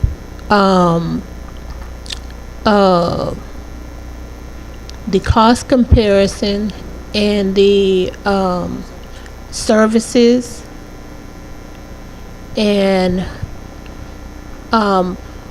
who the superintendent told you to do this? I'm sorry, Ms. Love. I didn't mean to interrupt, but I wanted to make sure, because I want to get clarity, so thank you all. I was talking about the college application that is on the Common App platform. I want to see Naviance. Oh, that's what you want, okay. The cost between Naviance. Okay. Comparison, and the school Links. Okay. The cost comparison, and what advantages each one gives. All right. And to ensure that we are giving every advantage to our students, could we also have KPIs associated? I'm sure you had that with Naviance. So is there a way to set up those same metrics, and maybe some different ones, because it sounds like there are different things that are available with School Links, so that we can ensure that we are getting an appropriate return on investment, and ensuring that that includes both quantitative data but also qualitative, meaning that we're going to ask our students and our parents whether this is working for them. But I have a question for you. Who is over the CTC program? Currently, we have Ms. Willie Slate, who has returned to fill in as the interim CCTE manager for the time being, to just kind of help us stabilize the department. She's been back since August 26. She served in that capacity for over 40 years. Dr. Whitelaw, I would like to be CC'd on the comparison of the two. Yes, we'll provide it to all the board members. Thank you. I have a question. This is a new contract, School Links, right? For new contracts, I would like for us to start getting an ROI. What's the return on the investment? Let us know how many students do we plan on reaching for this? How many we can't say how many is going to receive a scholarship or apply, but about how many, because if we only reaching the kids at White Station, and nothing against White Station, but if they're the only ones that know, or their parents are the only ones that's filling out for the scholarships, so how are we going to let our seniors, first of all, know that this is vital for them, that they can fill out scholarships, that the CCTE part of it, how is that going to play into it? Like if you could go to the timeline. So those are fair questions. One, we will make sure to provide with the questions, the comparison, as well as the KPIs, as well as our expectation on the return on investment. But you have the right question, Ms. Coleman. We do know this is our timeline, that we're planning to onboard our school counselors and graduation coaches in October. And we'll also give exact dates when we give the update this week, as well as we will be working with our parents during the month of October, as well as when we roll it out to our school counselors, graduation. We'll be also rolling out to our students inside of the building to make sure that they know, as well as then sending modules or a frequently asked question sheet home for our parents, so they'll know exactly how to integrate it. And if I may, Dr. Whitelaw, just speaking to the return of investment for all of our contracts, all of our leaders have been working with strategy and innovation so that we are leveraging data in that way to understand more deeply which contracts are moving the needle, which contracts are providing us the most latitude to support our students. And so in monitoring those KPIs, those progress reports are going to come through quarterly so that we're tracking the progress for all contracts. And so that information will be available as well. Okay, and one more observation from Joyce. We're doing a lot of onboarding for our school counselors and graduation coaches in October. I mean, we halfway through the first semester, they should be more now making sure that Joyce has got everything she needs to graduate instead of doing onboarding. Why are we waiting so late to onboard? These are crucial people, and all of them are crucial in our buildings. But why are we waiting so late to do the onboarding for the school counselors and the graduation coaches? Very fair question, Board Member Coleman. First of all, we did have the Naviance, and then we wanted to go out, and as we're looking at the return on investment, we decided that let's go out and let's make sure and look at another item, which we found, School Links. The reason that we are so late, because when we first brought the item, we did not involve our counselors and our leaders and allow them an opportunity to review as well as students. So we went back and said that we wanted to make sure that we touched those people as well as and got their feedback to see if we were moving in the right direction. So definitely we should have been here sooner. But the fact that we wanted to make sure that we had the right people telling us this was the right item, because we had so many issues with Naviance, we were trying to get it right on the front end. And so inside of that packet, and I think the team, it should be in your packet, that how the parents, the counselors, as well as the leaders, how they scored School Links and how they reviewed it. I have a question. Couldn't we wait for next school year to implement the School Links? No, we need the school links, one, because we definitely want to make sure that, one, that we follow the policy around making sure we have 7th, that we're doing the career assessment. Also, we have the 8th grade plan that we want to make sure that we're also honoring, that we have for our parents, working with our counselor and our students. So it is essential that we have this particular item. And what we will admit that definitely the timing, but it is essential for our students and our students, as well as we know that for our seniors. So my question Because is, oh, I'm sorry. I agree with Joyce. The counselors do so much now. I feel, this is just my opinion, I feel that we're going to rush into it and don't take the necessary steps to educate counselors on it. I agree, Ms. Love, that we're committed to take the necessary steps. I admit that, that it is coming late in the semester, but it is an item that we know that our students, and to make sure that we're in compliance with our policy, with the Tennessee policy, but it is something that I know that's going to be beneficial for students. It is a lift, so we won't run away from that lift. Because it's rushed, from what I'm listening to with Commissioner Love and Commissioner Coleman, that it is rushed, and then we got it just now. We still need to figure out what's going on, because once we get it, if we say, okay, we're going to approve it, but then it doesn't go well, we still have an issue. So I'm with Commissioner Love. We still need to know what's going on if it's to its full capacity, because right now we can't half do it. We need to do it right the first time, where we won't have to keep coming back to the same thing and having the same issues. So before we put it out there, before we say this is what we want to do, we have to make sure that it's 100% right. I just want it right, versus us having to go back and redo it again. We will go back, and as we answer your question, we will make sure that we have a detailed work plan of what we plan, how we plan to support. So, fair. Thank you. Dr. Whitelaw, question about this. Are we currently out of compliance with Naviance? We're not operating with Naviance, so Naviance is not, we didn't renew that contract. Wow. So were we out of compliance with Naviance? Out of compliance with Naviance, but we want to make sure we're in compliance. Naviance was the tool. Correct. And so to your point, we want to make sure that we have something on board to meet the needs of the career counseling, as well as making sure that we meet the needs of following with 7th grade. So let me be clear. Yes. The policy was put in place when, that you say that you're trying to be in compliance with the high school policy? Yeah, go back to the very first slide.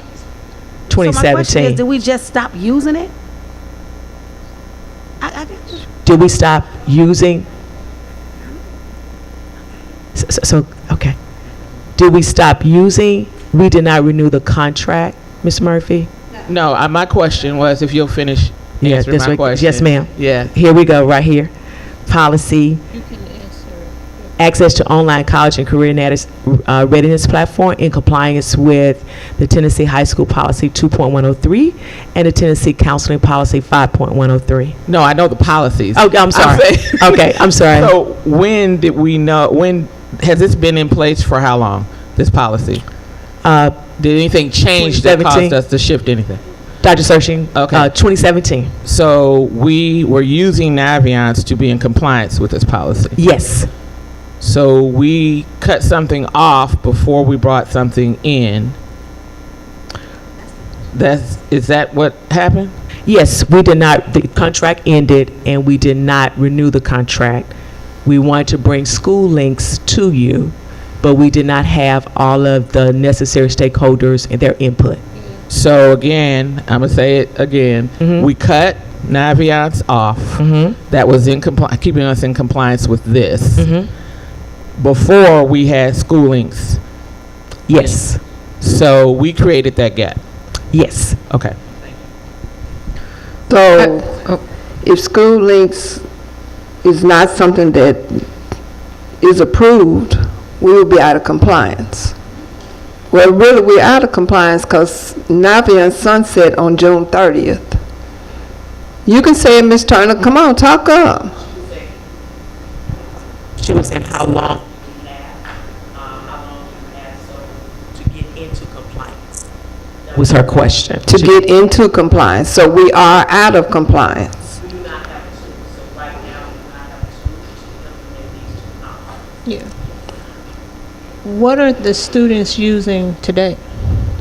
The students do not have a platform. What are the counselors using today? Counselors are not using this tool. That was So, that was my question before Commissioner Coleman said something. What was they using? Is it just gone? That was the question that I was asking. Thank you. Yes. so scholarships that they can start applying for as early as November, they will not be able to use, school links, if it's not, we don't even know if this will be up and running fully for our district. Can use a free tool. So let me, this, they still can use a free tool for scholarships, Ms. Coleman. The thing that they can't use a free tool, this is part of the school contract, so that another particular piece or tool use inside school. So, They have a cost for not beyond. So we looked it up, 333,532. So right now, we're just out of compliance. That's it. We're not out of compliance, yes, Ms. Urshan. Okay, because I need you to explain that to me. But Yes. I think, let me,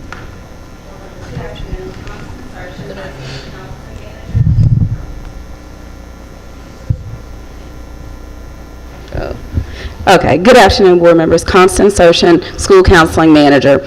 We are not out of compliance. We have the entire school year for our students to comply with High School Policy 2.103 and also School Counseling Policy 5.103. Typically, when we've had Navients in the past, we give schools, middle schools and high schools the entire year. So we're talking primarily about our 7th and 9th graders.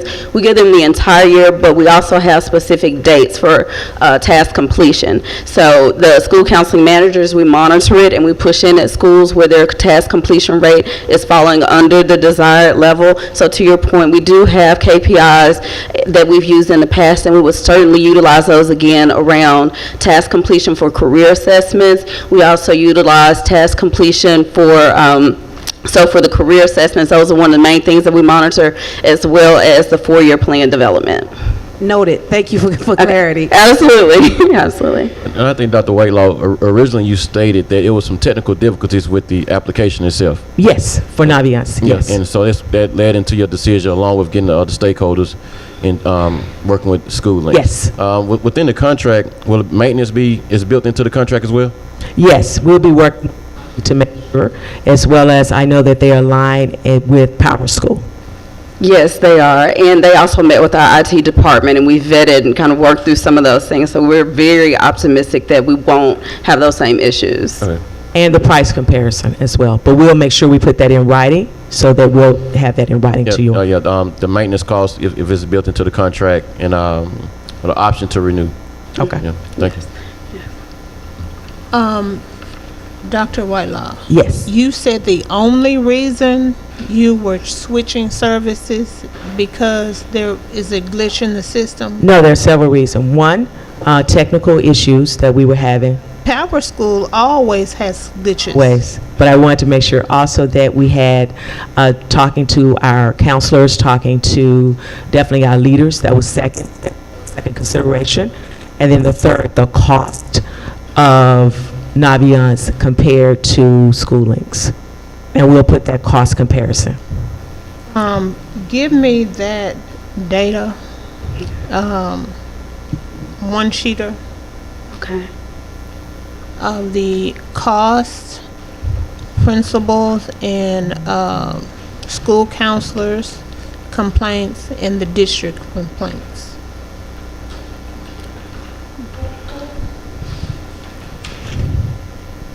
$200. Okay. I have Naviance, School Links, comparison, KPIs, return on investments. Okay. Thank you. I had a question. Yes. For schools that don't have a school counselor and/or graduation coach, who will be trained in this instrument? All of our high schools have counselors right now, and some of our high schools have 2 graduation coaches. Yes. That's amazing. Thank you. Best response. I like all the capabilities and that you've outlined in the key points. So I know you're working on a work plan. I think I would encourage us, if this is the tool that the board approves, is make sure we focus on the basics of getting those assessments, those core things. We've been applying for scholarships and getting recommendation letters the old-fashioned way for years. So that doesn't need to be rolled out in year one. I want to make sure we get the assessments. I do notice, though, that the Tennessee Board of Regents is using this platform. So I would love to see if there is any data sharing that we can do to stream. I mean, the majority of our students go to Southwest or University of Memphis. Can we make the application process easier? Is it? It's the Common App. Okay, so this will help our students in that. Yes. Yes, they are integrated with Common App, and students can apply directly to colleges through school links. Okay, that's amazing. And then how this informs Power School, making it really easy for parents to understand the reciprocal relationship would be really helpful. And I know that's getting into the weeds about how you all will manage it, but I think just making sure we can get, to our families who see the value of it and understand how they can support their students. So okay, absolutely. And I want to say I appreciate that you all are finding something better. In the meantime, I'm focusing on students. What are the strategies we are using to fill the gap between the cutoff of Navient and schooling is coming up? Absolutely. I can address that on the high school side. With college admissions, that's the one that we're feeling the most right now. And so we've been working directly with Slate. So I think Slate is mentioned in the presentation. Counselors are able to upload documents directly onto Slate right now. And so once we have school links in place, everything will integrate and will live there. That way our counselors can monitor the progress of their students' applications, continue to upload letters of recommendation, as well as submit transcripts on behalf of the students. We haven't experienced any gaps at this point with our middle school students in terms of career assessments, because again, that task window we would typically not open until September anyway. We wanted to give our schools enough time for the rostering to be accurate before we rolled out any of those tasks. So we're not too far behind in terms of that, and they have until the end of the school year to complete that. So if you could, so you don't have to sit here and list all those things, just give it to us, to the superintendent in writing, and send it to everybody so we're clear. Yes. Thank you. No problem. And also in your packet, Board Member Garcia, is the IT with the Power Schools, but we'll make sure that we pull that out as well. But it's in all of your packet. And those are the survey questions, again, how to access it. And so we stopped early on, but all of that is in your packet today.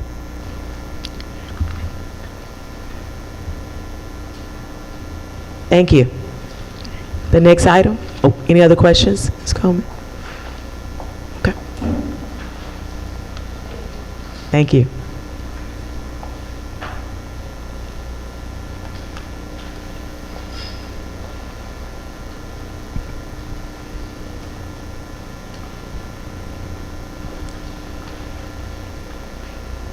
At this time, I'd like to introduce our new Executive Director, Dr. Tiffany Luckett, and she's going to walk through talking about exceptional education and all of the great things that we're doing, and just to answer any questions. So I'll turn it over to you, Dr. Luckett.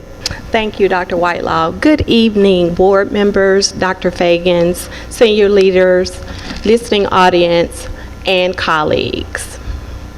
Exceptional education. It's a noun. It's a person, place, or thing. Board members, you are exceptional education. Senior leaders, you are exceptional education. Colleagues, you are exceptional education. It's a thing. It's a new thing. Thank you, Dr. Fagans. Exceptional education, formerly known as Exceptional Children and Health Services, is a new thing. Exceptional education, for the purpose of this meeting, is a place where we communicate effectively, we collaborate to maximize district resources, and we change. We change mindsets, we change processes, and we change procedures. We have an instructional force of more than 1,800 staff members. We have about 700 highly specialized teachers. Proud to boast about our unsung heroes, our SPED assistants, and we have a host of other teacher types, including instructional facilitators, behavior consultants, orientation and mobility specialists, and vision specialists. Here is just a brief overview of the org chart. We have 2 vacant positions. Thank you, Dr. Fagans, for that. We currently have 8 regional managers, and we have, within the 8 regional managers, we have 2 school psychologist managers who support 60 psychologists and 3 interns. Here's just a brief overview of the managers and the staff assigned to them. As you can see, we have a wide variety of positions that are represented under each manager. We do have a SPED records clerk who work with our external partners to ensure that records are sent and received in a timely manner from districts. That is Director A org chart and Director B. This particular work is just highlighting some of the initiatives and programs that the regional managers support. We have a regional manager who actually supports Colonial Hearing and Vision Center, where we serve annually more than 3,600 students. Last year alone, I think we assessed 900 students who turned 3 by their 3rd birthday. We conducted vision and hearing screenings for 1,500 students. Some of the new things that we have added is the academic performance data team. We also are reigniting our exceptional education parent advisory council.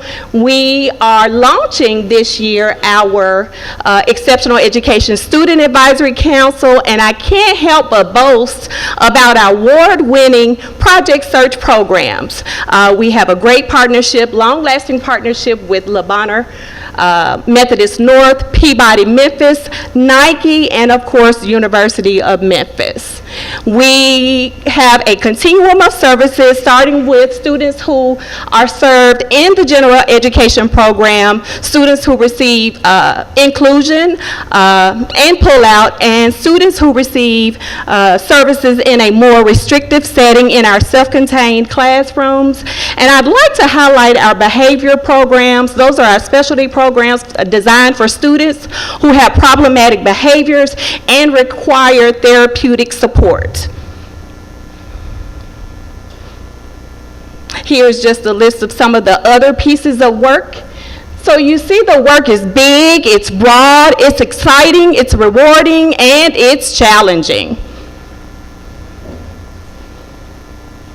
Okay, so who do we serve? So you know who we are. Now let's talk about who we serve. We currently serve 15,450 students with disabilities, and that was a number given on August 27th. I do expect that number to rise. What's interesting about the students we serve, 2,550 students are students with autism. That's our highest disability category, and those students receive support in the general education program. They receive a regular ed diploma. That is because of the hard work we put in every day, you put in every day, to ensure that all students receive a free and appropriate public education. Some of our low incidence categories are listed here. Deaf blindness, we have some students who are deaf, and we also collaborate with our state special schools to support students who require more intensive services, and they are at the Tennessee School for the Deaf and Tennessee School for the Blind. Here's just a brief look at our budget. So it takes a lot to provide highly specialized supports to 15,000 students, and that comes with a lot of people and a lot of money.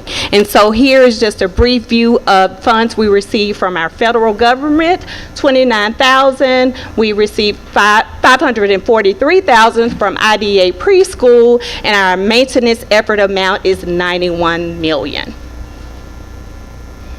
Okay, so with this new and exciting work and challenging work, we have no victim and no different from any other district in the nation as it relates to teacher shortage.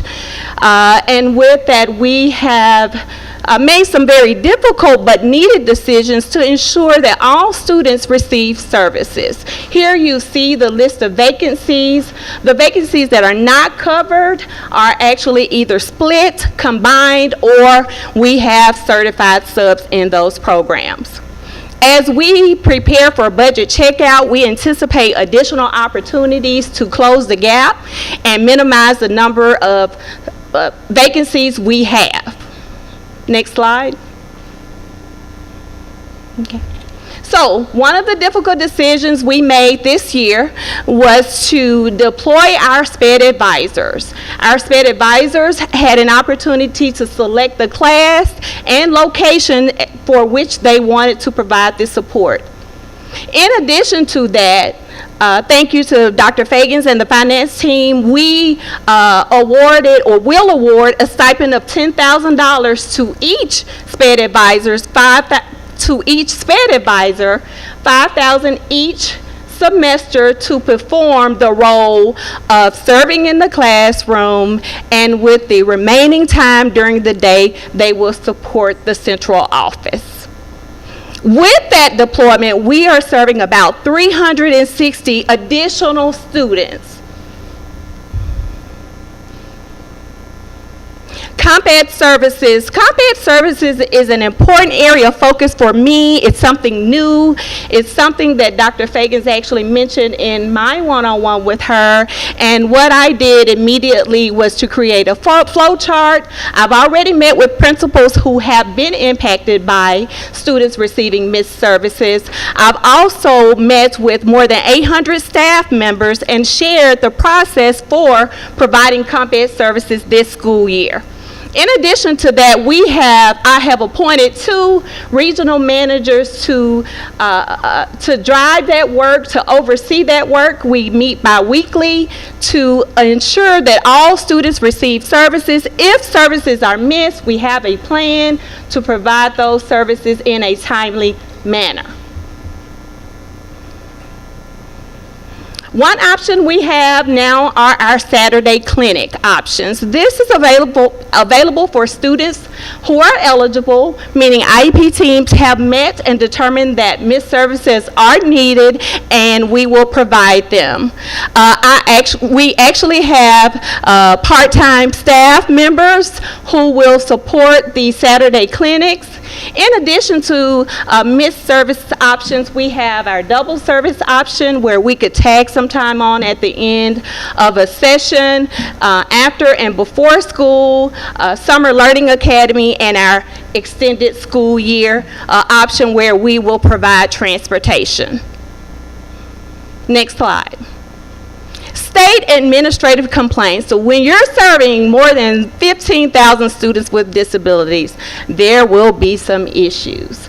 And for 23-24, we had a total of 10 complaints. And I have the breakdown to show you where those complaints lie. Out of those 10 complaints, only 4 were found to have corrective actions. 6, there was not enough evidence to state that we had done something wrong. Those actions are listed here in the green bubbles. Provision of services is very disappointing to me when I reviewed the work to know that we failed to provide services. prior written notice, that is an area of opportunity for our teachers. We already have provided training. We'll continue to kind of hone in on those teachers who need support through our new teacher committee as well as our part-time mentors. When IEPs must be in effect. These are very simple actions that should never be overlooked. So those are some things that I have a laser scope vision on to make sure that this does not come up again. Next slide. Our post-secondary transition services, yes, we want our children to be successful after they leave high school. And so our partnerships are listed above, along with some of the other programs that we have to ensure students with disabilities with exceptionalities are successful. All right, take out your calendars, write it down, make a note. Our Exceptional Education Parent Advisory Council is coming up this Thursday. Yes, this Thursday at the TLA. It's around the corner. Please come by. I do have some flyers to share with you. And I have the dates listed. They all will be from 5 to 6:30 at the TLA. Easy parking. What's happening? Yes, our annual Parent Summit and Transition Fair, an event you don't want to miss. Location will be determined October 26, 2024. And our new Student Advisory Council, we have our dates listed on the flyer. We will encourage our students to participate and share their concerns, and we will listen to their feedback. And those are the dates listed. Disability Mentoring Day is actually a national event. We partner with over 50 businesses throughout the city to provide work-based learning opportunities for our students. If you are interested or know someone who is, please give us a call. Yeah. And that's just our flyer, 416-5600. Okay, and communication. Yes, our website is actually under construction. We're really wanting to spend some time to make sure that the website is easy to navigate and has all the information you need. But for now, you can call us at 416-5600. I failed to share with you at the very beginning, I have served as an exceptional educator for 25 uninterrupted years. I've served as a teacher, a supervisor, manager, and most recently, director. It is my honor and privilege to serve. Thank you. We know. Come back up here. You love your job. Thank you.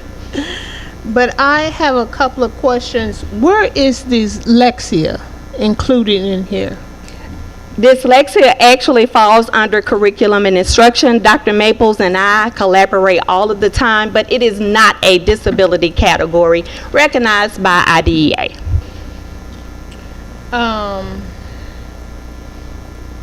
So students can have dyslexia but not necessarily meet the criteria for a learning disability. That's a fun fact, a little known fact. I would be interested It's not a federal. in the post-secondary transition services. Yes. How many 9th and 11th graders and 12th graders do we have that's that's interested in the program? So each year, what we do now is have transition information night where we get that information from our students. Each of our students in their IEPs have a transition plan. It is required at the age of 14, where we kind of start thinking about what they are wanting to do after high school. Their 9th through 12th grade transition plan is designed to address their needs and align to what they plan to do. As it relates to our programs, if that's what you're talking about, that's something that we work with our high school manager on, as well as our exceptional education case managers. Do all students have a opportunity to be in the? Every student, yes, they are assessed just like a job interview. Basically, and I can invite you to our assessment days in the spring so that Please you can kind of see. I have a disability. I suffer from aphasia, and I have a paralyzed arm. But my disability is my superpower. Yes. I would definitely invite you. I have a question. Yes. I'm looking at, I don't know what slide it is, your green bubbles, and you mentioned provision of services. I think I just want to understand the state administrative complaints. Are there additional categories of complaints we can receive under provision of exceptional services? Or, because I see 10 and with 80, or if we're being generous, 40 vacancies meeting the needs of students, it seems like that complaint number may not be reflecting what we hear of parents not getting services. So are there mediated or is it due process? Do we see other complaints? I did not share the due process complaints because there were some that just went straight to mediation. Okay. It would be less than 5, but I can share that information with you to give you the exact amount. The numbers that I reported here, the 10, are triggered by parent complaints. Okay. Those are official state administrative complaints. Okay, so you said less than 5 for Yes, less than 5 due process. Thank you. Hey, congratulations on your position. Thank you.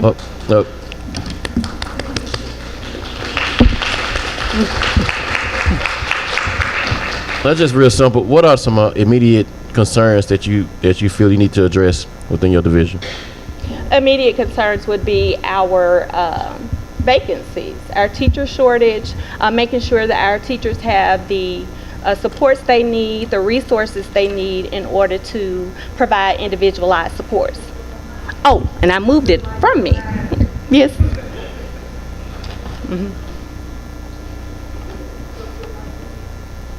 Welcome. Yes, ma'am.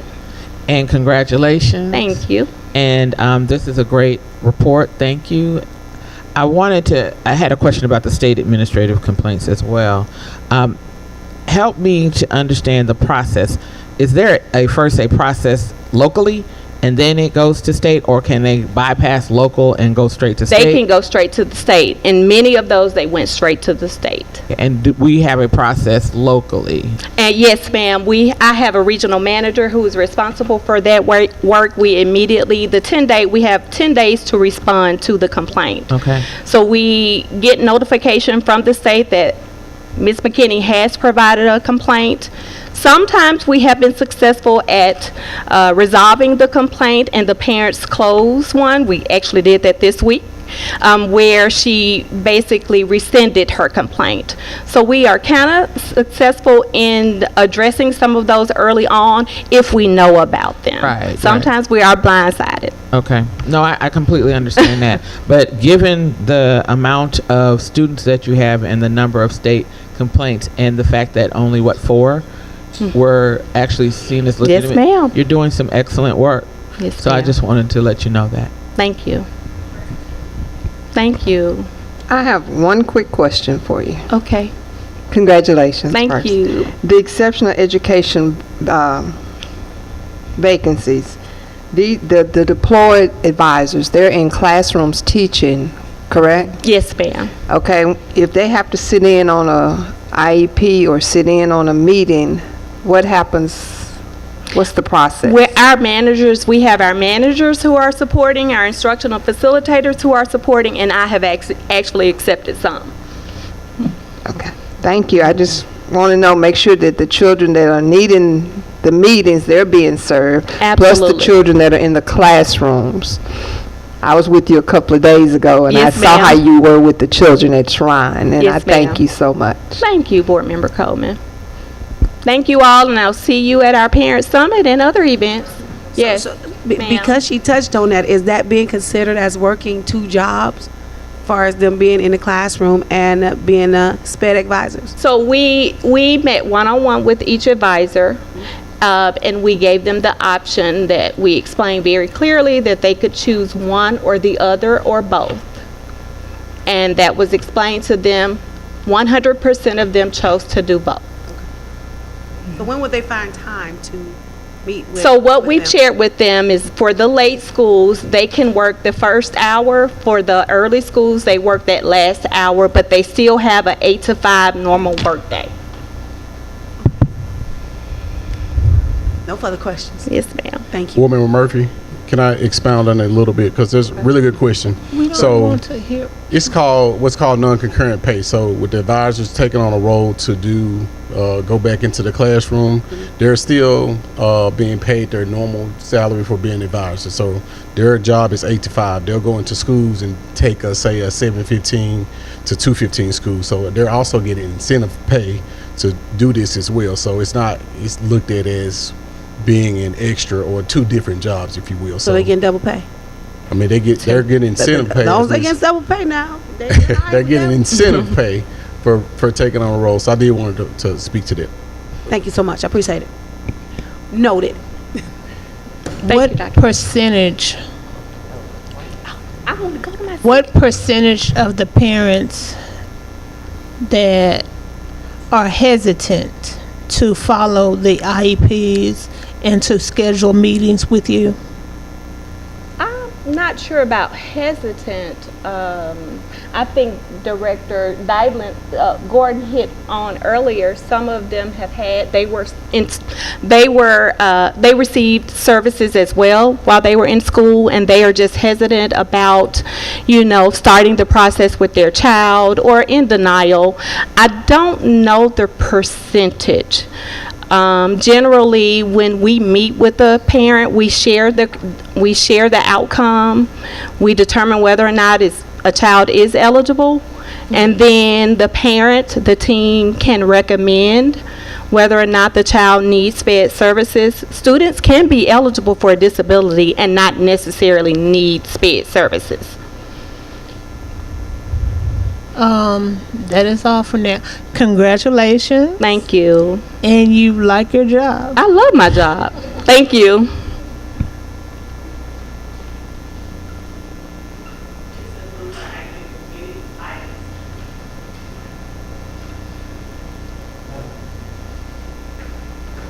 Board will keep right on rolling, if that's okay with everyone. Procurement. Board Member Hugh Garcia.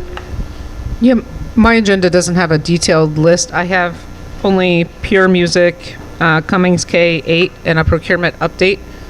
Who can start us off there? Pure Music, Mr. Langston. Good afternoon. Good afternoon, board members. So this item is Pure Music and Entertainment Group. It's a recommendation for Shelby County Board of Education to approve the grant acceptance of $100,000 for Pure Music and Entertainment Group. This is specifically for Cummings K8. Mr. Julius Lewis, who is a former student at Cummings K8, has made a generous donation to Cummings. It's a 3-year grant. First year is $34,000. The outgoing years of years 2 and 3 is $33,000. So again, if Mr. Lewis is listening, we want to thank him for his generous donations and contributed to his alma mater. So board members, this item is kind of what it is. Thank you. Any questions? No questions, but I definitely want to second what you're saying, Tito. I wish we can get that on social media for all the big time alumni that's across the district. They need to step up, because I'm hearing a lot about the district does support band and those nature. So this is the type of support that we need to see.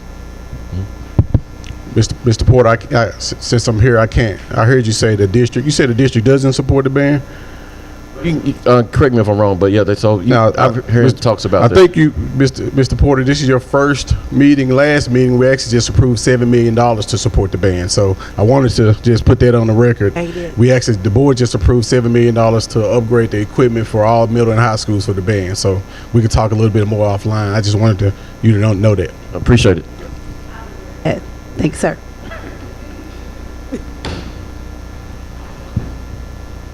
My materials are not And are there additional items with specific slides for procurement? Or was that the only item for procurement? Okay. All right. This concludes the procurement committee.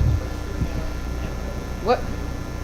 I have a question. This is The cleaning services, okay. Memphis and Shelby County Juvenile Court School-Based Probation Liaison Program for the 2024-25 school year. Mr. Linkson? Keep going, Mr. Langston, please. Yes, ma'am. So, board members, this is a recommendation for our school-based probation liaison. We're asking for approval to renew the contract in the amount of $25,000. It's a stipend-based program for the 24-25 school year. It's a memorandum of understanding for this program. It's in conjunction with us as well as juvenile court. This program is collaboration again, and what it does is it provides, since 2013, a school-based monitoring program for our students that are on probation. So under the safety and security program, there are liaisons who work closely with the probationers on a daily basis, working with these students to provide data and track how these students are performing with our district. So this is, again, a MOU, if you will, with the probation program or the juvenile court system to monitor these students. And the data has been, and I could share the data with each of the board members, but it's been great to kind of keep track of the students. I have a question about, well, the data I'd like to see is the total of number of students, and then analysis of what happened with the 36% that did not remain active or completed. And then I'm leery about no other alternatives when we say that. So I'm just putting that out there. One of the things, I'm just curious about what 25,000 gets us. That's pretty good.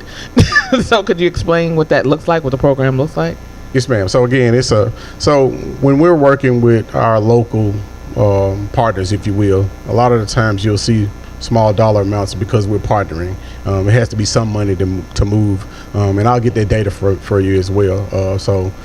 And back to the basis on no alternatives, that only means that it's the juvenile court who is responsible for probationing our students, and they're the only sole people who can, or system that does it. So that's what we mean by no alternatives. The MOU is just between juvenile court and Memphis-Shelby County Schools. So that's what we mean by no alternatives, if that answers your question. That's the one you're having an MOU with, but the actual services could be something more, correct? Like if there's a program out there that maybe juvenile court is working with, like Raffia, there's some. Gotcha. There's Yes, some, ma'am. Yes, ma'am. There are other options as well that exceeds $25,000, if you will, if we worked with juvenile court, if they were working with other people as well. So to your point well taken. Yeah, there are other opportunities if with the MOU agreement we find a common ground with the juvenile court system. Great, because I'd like to find that 36. I'd like to make sure it's 100%. Yes, ma'am. All right. Any other questions?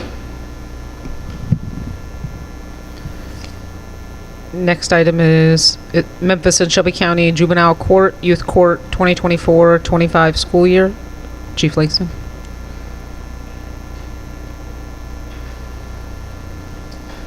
Okay, so this one is this is a recommendation for the Shelby County Board of Education to approve again another renewal for the 24-25 year.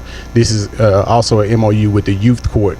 It's in collaboration again with Juvenile Court, Memphis-Shelby County Schools. The Youth Court allows students the opportunity to learn about the justice system by providing training with attorneys and judges. So again, being an urban district of our size, working in conjunction with the Youth Court, working with students again to provide things like positive peer-to-peer interactions, to address needs like victims in the communities, and things of that nature. So again, we're partnering with the juvenile court system to provide youth development for the same amount of $25,000. Well, actually, my apologies. This is no cost for us at all. Again, this is just an MOU that allows us to have services with the juvenile court system.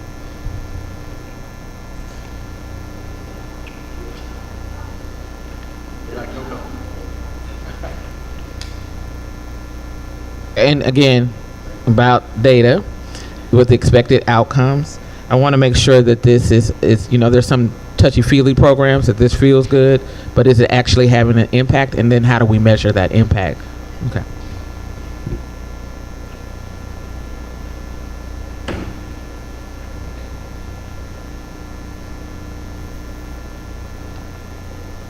Next item is contract renewal, Cigna Health and Life Insurance Company. And I'm back Assistant again. So, Yep. board members, this is a one-year extension for Cigna Health. So, Cigna currently is our healthcare provider that provides the health care for over 15,000 participants for our families, our employees and families. So, what this extension does is it allows Cigna, who's our current provider, to stay on for another year. Just to note that our health insurance runs on a calendar year. Fiscal year goes from July to June 30th. Health care insurance goes from January 1st to December 30th. So open enrollment period for us is November. This would enact one more year. We're going to go out for an RFP. On that committee would be obviously employees, as well as we'll have a teacher committee, as well as a lot of employees that are school-based who take advantage of our healthcare providers. What I can note is that obviously board members, you'll probably get messages, emails, superintendent gets emails about what can we do about better healthcare choices. Again, I think the RFP that we're going to administer, again, bringing all people who can be on the committee to select choices about their health care will help us solve that. So again, this is a one-year extension that gets us to the end of 2025, and then whatever new health care provider that we as the committee will select will take place starting on January 1st of 2026. A question about that too. Will it include retirees on there? Because aren't they subject to this as well? Yes, ma'am. So as you, Ms. McKinney, yes, ma'am. Yes, ma'am. I have a question. Correct me if I'm wrong. The district selects copay amounts, not the insurance company.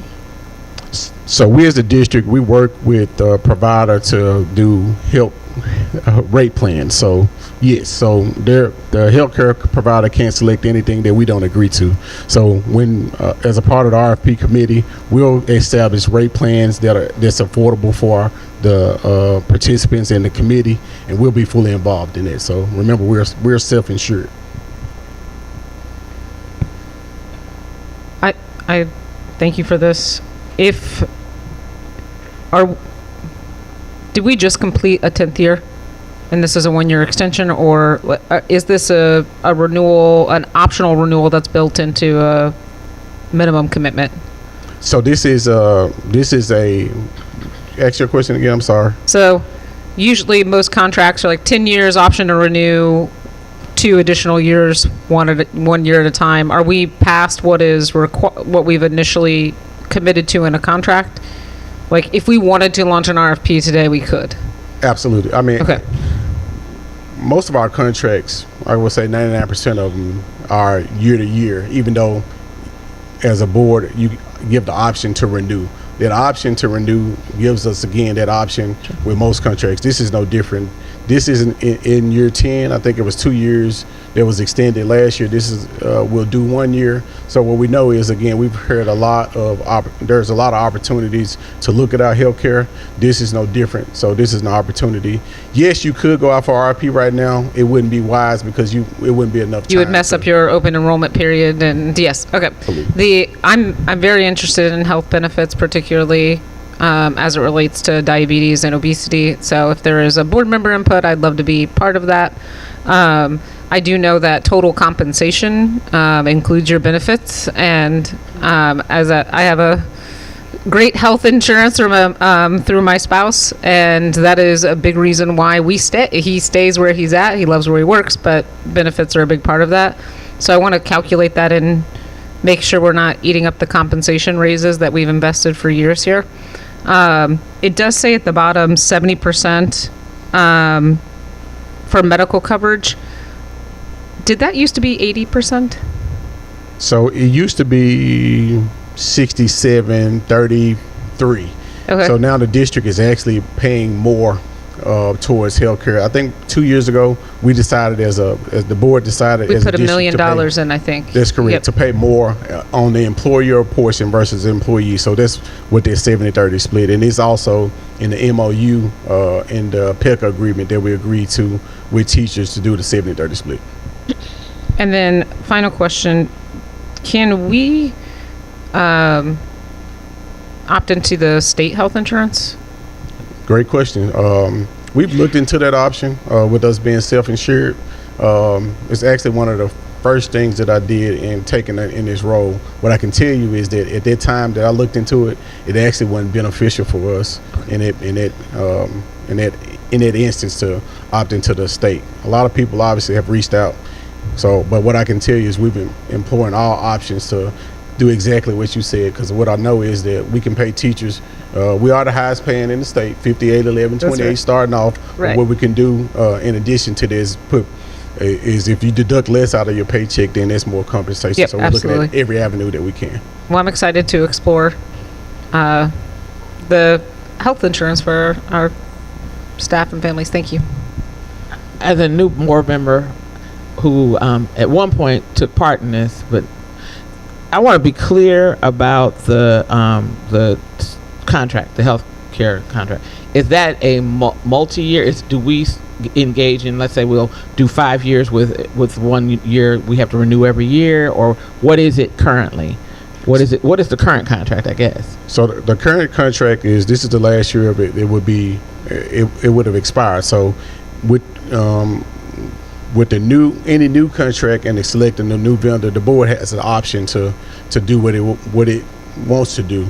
In terms of, if you want it to be a 10-year, again, probably the legal guidance would always be the option to renew every year again, because you want to give yourself the flexibility. So you're usually going to get a better pricing if you obviously add the more years with the option. But again, the board would have its say of saying what are the options to be when we do the RFP. Just out of curiosity, what was the length of the current one was 10 years. It was 10 years? Yes, ma'am. Okay. Tito, I just want to thank you because you gave me clarity, because it said 1 or 2 years of service. So you made it direct. So thank you so much. I would like to know the current insurance plan. What all do they offer?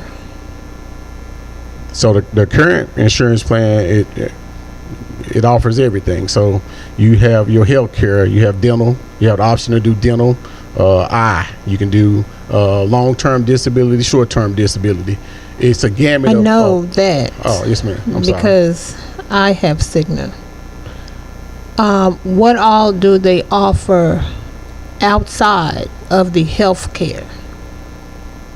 So when you say outside, you mean like other benefits that are outside of so I guess I need a little more clarity when you say what are they offering. So I will say, so right now I provided Cigna. Do they give back to the district? So they do offer the program. community?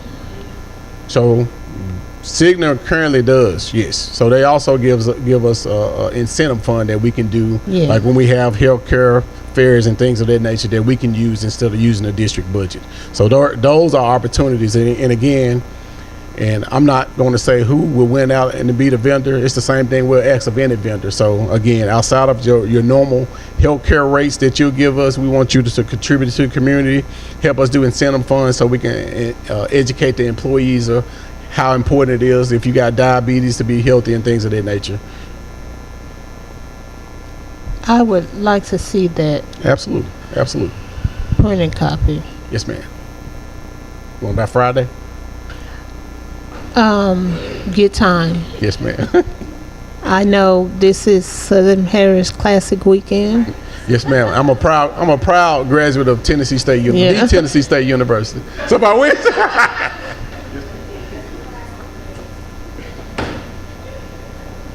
Colleagues, any more questions? Good. I think that was our last item on the procurement committee. That concludes I would like to bring up the cleaning contract, and it's not on the agenda, but I received an email from a vendor, a subcontractor. They are not paying the subcontractor. Speak to that briefly. Yes, ma'am. Briefly. So, as it relates to and I don't know how to be transparent. It's Fresh Start who've been having issues with their subcontractors, if you will. What I can tell you is that quickly going through the RFP process, we usually set a goal of when our vendors have to deal with minority vendors, minority women and business owners. It's usually about 50% if you're not a minority vendor of yourself. What I can tell you is Fresh Start is a minority vendor. What we as a district typically can't do, and I'll enact or tap my legal partner to add on, if you will, but we don't necessarily have a relationship with subcontractors. The relationship with subcontractors are with that of the vendor, unless again that the subcontractor is listed on them to make their minority goal. In this case, it is not. Obviously, we want to obviously be good stewards of the community's dollars, and we want to support everybody that we can. But technically, again, the subcontractors for this particular vendor is in contract with their subcontractor, and as a district, we really don't have anything to do with it unless that vendor isn't performing in our schools, and then we can enact any power that we need to at that time. They are performing. Two of my schools, the principals called me, and I have not heard complaints this year from Top Notch. The issue is people do the work, they deserve to get paid. On a weekly, bi-weekly, monthly. This is asinine to the district and to the workers that do the work, continuously do the work, and they don't get paid. So, Board Member Love, I think you and I can both agree that, I mean, when somebody renders a service, they should be paid. Again, our payment is to the vendor who is what's considered a prime, which is the main vendor, if you will, the prime subcontractors with other vendors. Again, in a perfect world, we would want our primes to, whoever they contract with, to be fully and compliant with those subcontractors. What I will say is that we'll do everything. We want good service, so we'll do whatever we can do legally to do that. But I will say again on record that, again, technically our contract is with the prime and their contract is with the subcontractor. So if the subcontractors, the prime, if they defaulted on anything with the subcontractors, that legal jargon is between the two of them. Because right now we have a problem, and we need to fix it, as soon as possible, because they did walk out of 4 schools the other day, because they wasn't getting paid, and some owe some of the workers as much as $36,000, and so we need to find out what we need to do to take care of that, because our schools need to be clean. So we need to move, quickly as possible. Yes, ma'am. So again, we'll explore all options. Again, our main goal is that we'll deal with the prime. So our goal is that they have to staff the schools and they have to clean the schools. In any instance they don't do either of the two, we'll deal with those circumstances, and then it should roll downhill. So again, our commitment is to make sure that the schools are staffed. Obviously, if they're not staffed, they won't be clean, but they will have clean schools. So if we handle that and that part of the contract, then I think the rest would probably take care of itself. And I do want to state something. I am getting no money from vendors. I do it from my heart.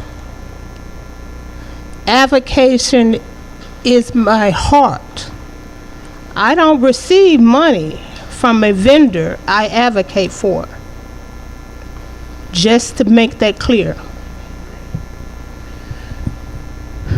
I didn't want to say something. I don't know if this is beyond our scope, but maybe we can do something with the language in the contracts moving forward.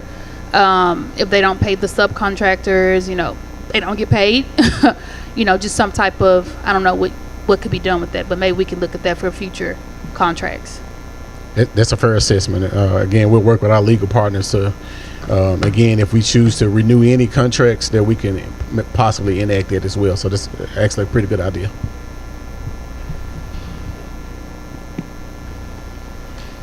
Okay, that was the last item for procurement. We do have additional items, but they're under the Budget, Audit, and Finance Committee.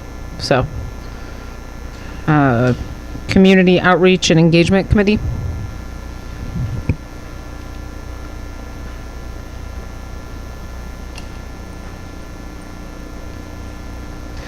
We'll move on. Go ahead, Dr. Whitelaw.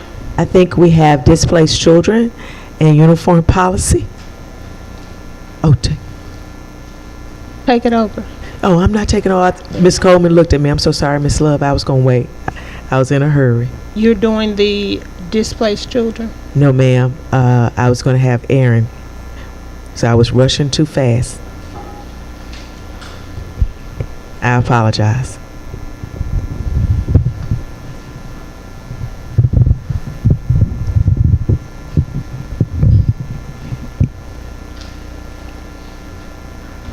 Good afternoon, Superintendent, board members, and all those that are gathered. I'm Erin Luster. I serve as the Executive Director of Student Experience, and that body of work does include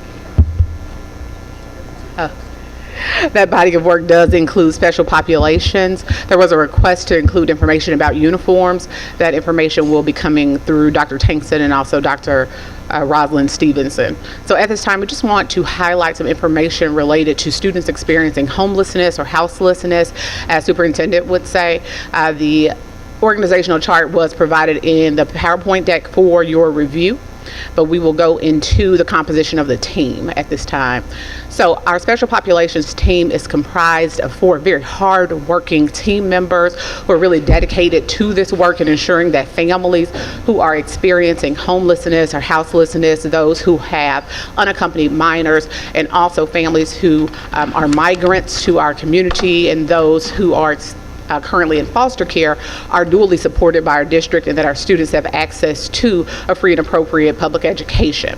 One of the things that I do want to do for the good of the room is to really identify what homelessness and houselessness really means by definition. And so we are aligned to the McKinney-Vento Act, which describes homelessness in a way that I do think departs in some ways from our traditional thoughts around homelessness. So families are considered homeless if, for example, they are living what we refer to doubled up. So if families are, we can advance to the next slide, but if families are living doubled up, meaning that 2 families are sharing a particular residence, and this is not by choice. So if families are doing so in a roommate situation, then they would not be considered homeless. However, if a family or 2 families, for example, are living doubled up due to something like eviction or underemployment or unemployment, then those families do fall under the McKinney-Vento Act. Typically, we would not refer to in regular conversation these families as homeless, but by McKinney-Vento standards, they do fall into this category, and there are additional supports that are to be afforded to them.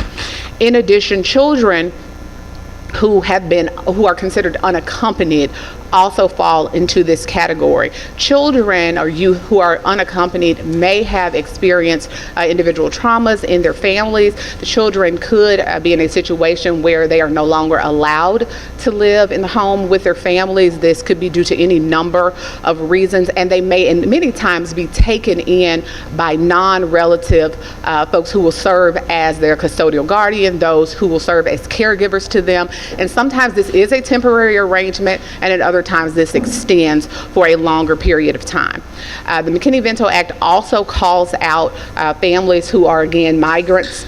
These will be those who may be migrating to our community, typically for work in our community. That's going to be agricultural work, so farming, fishery kind of work, and most of the time that's going to be related to cotton simply because of where we fall in the state. But there are a number of categories that could list here. And then, of course, those who are living in places that are not considered a traditional residence. So if we are living in our cars, if we are living in hotels, if we are taking advantage of some shelter options that are afforded to us here in our community, all of the families that I've described there would fall under the category of homeless, and they would be afforded supports through the McKinney-Vento Act. We are funded here through ARP funds, that's the American Rescue Plan, We are also funded through our Title I set aside here in this space to support these families, and that's just for the good of the room. I didn't want to make any assumptions around the type of knowledge or information we had regarding homeless or houselessness, so we'll go ahead and advance the presentation here.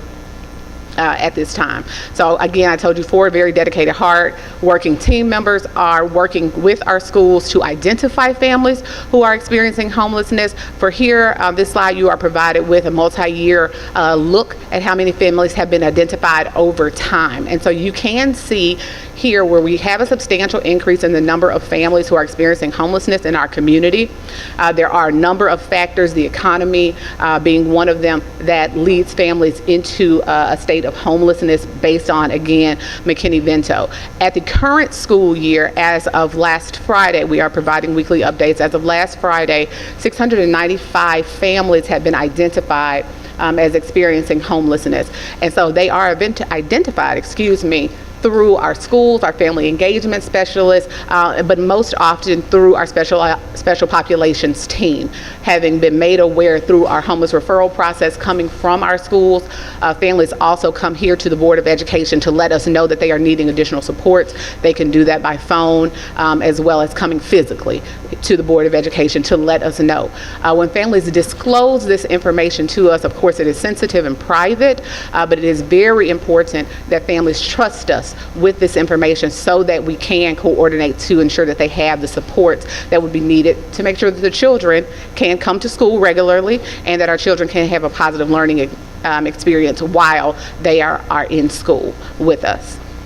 Does that number have to be, does it start over every year for students who we know are enrolled, or do we reach out to them proactively at the start of the school year to confirm if their status has changed?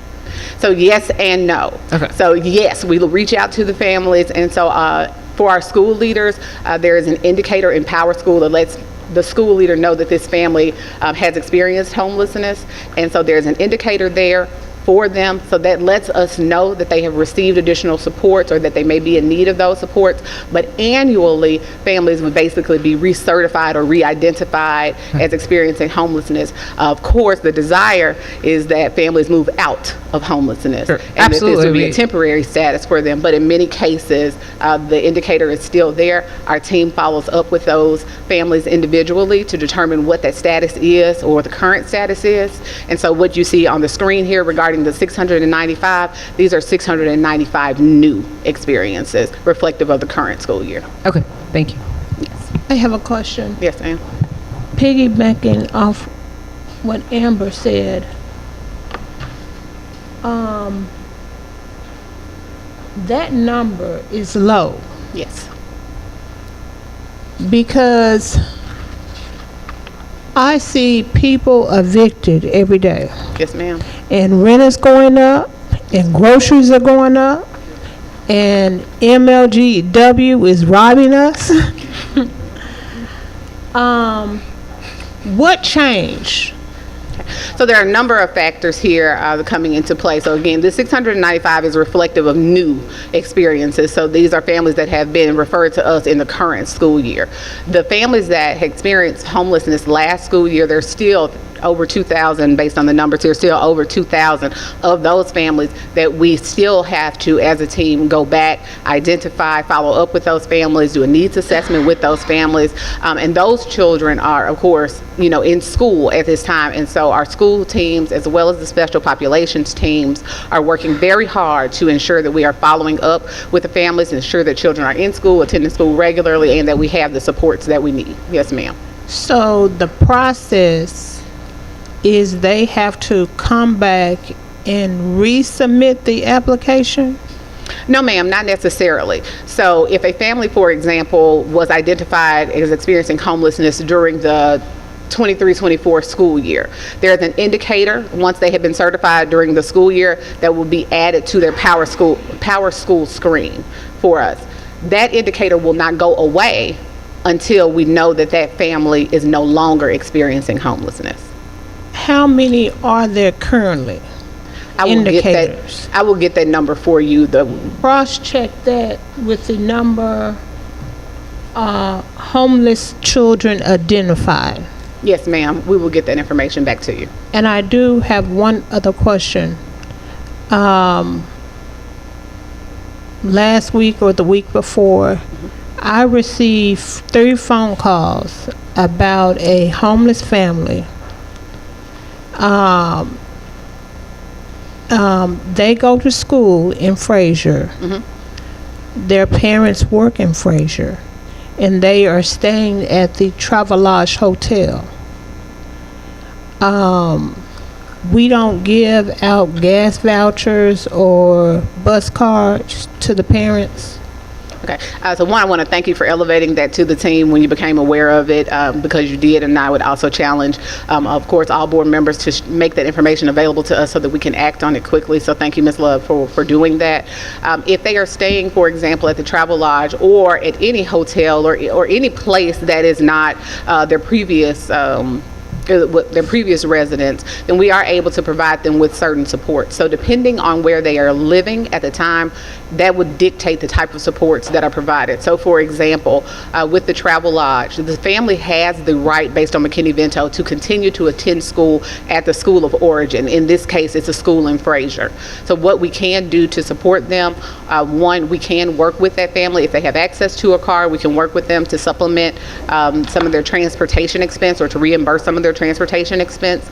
In some cases, shelters, for example, we have added bus routes to allow families who are living in a shelter to have access to a school bus that will bring them to the school. And also in other cases, we are able to work with them to get bus cards, but we do not have at this time access to gas cards, for example, for families, but we do have a number of partnerships in place that will allow us to support transportation. Even recently, we used a van that belongs to the district to pick up families from the Travelodge to take a family to school. This was a family that was new to the Travelodge. And I also just want to call out that we know that we have families in hotels and shelters across the city. Travelodge is the example at this time, but we do know that we have families across the city. We added a bus stop on, today is Tuesday, yesterday, excuse me. We added a bus stop yesterday for a family that is in a hotel in the airport area.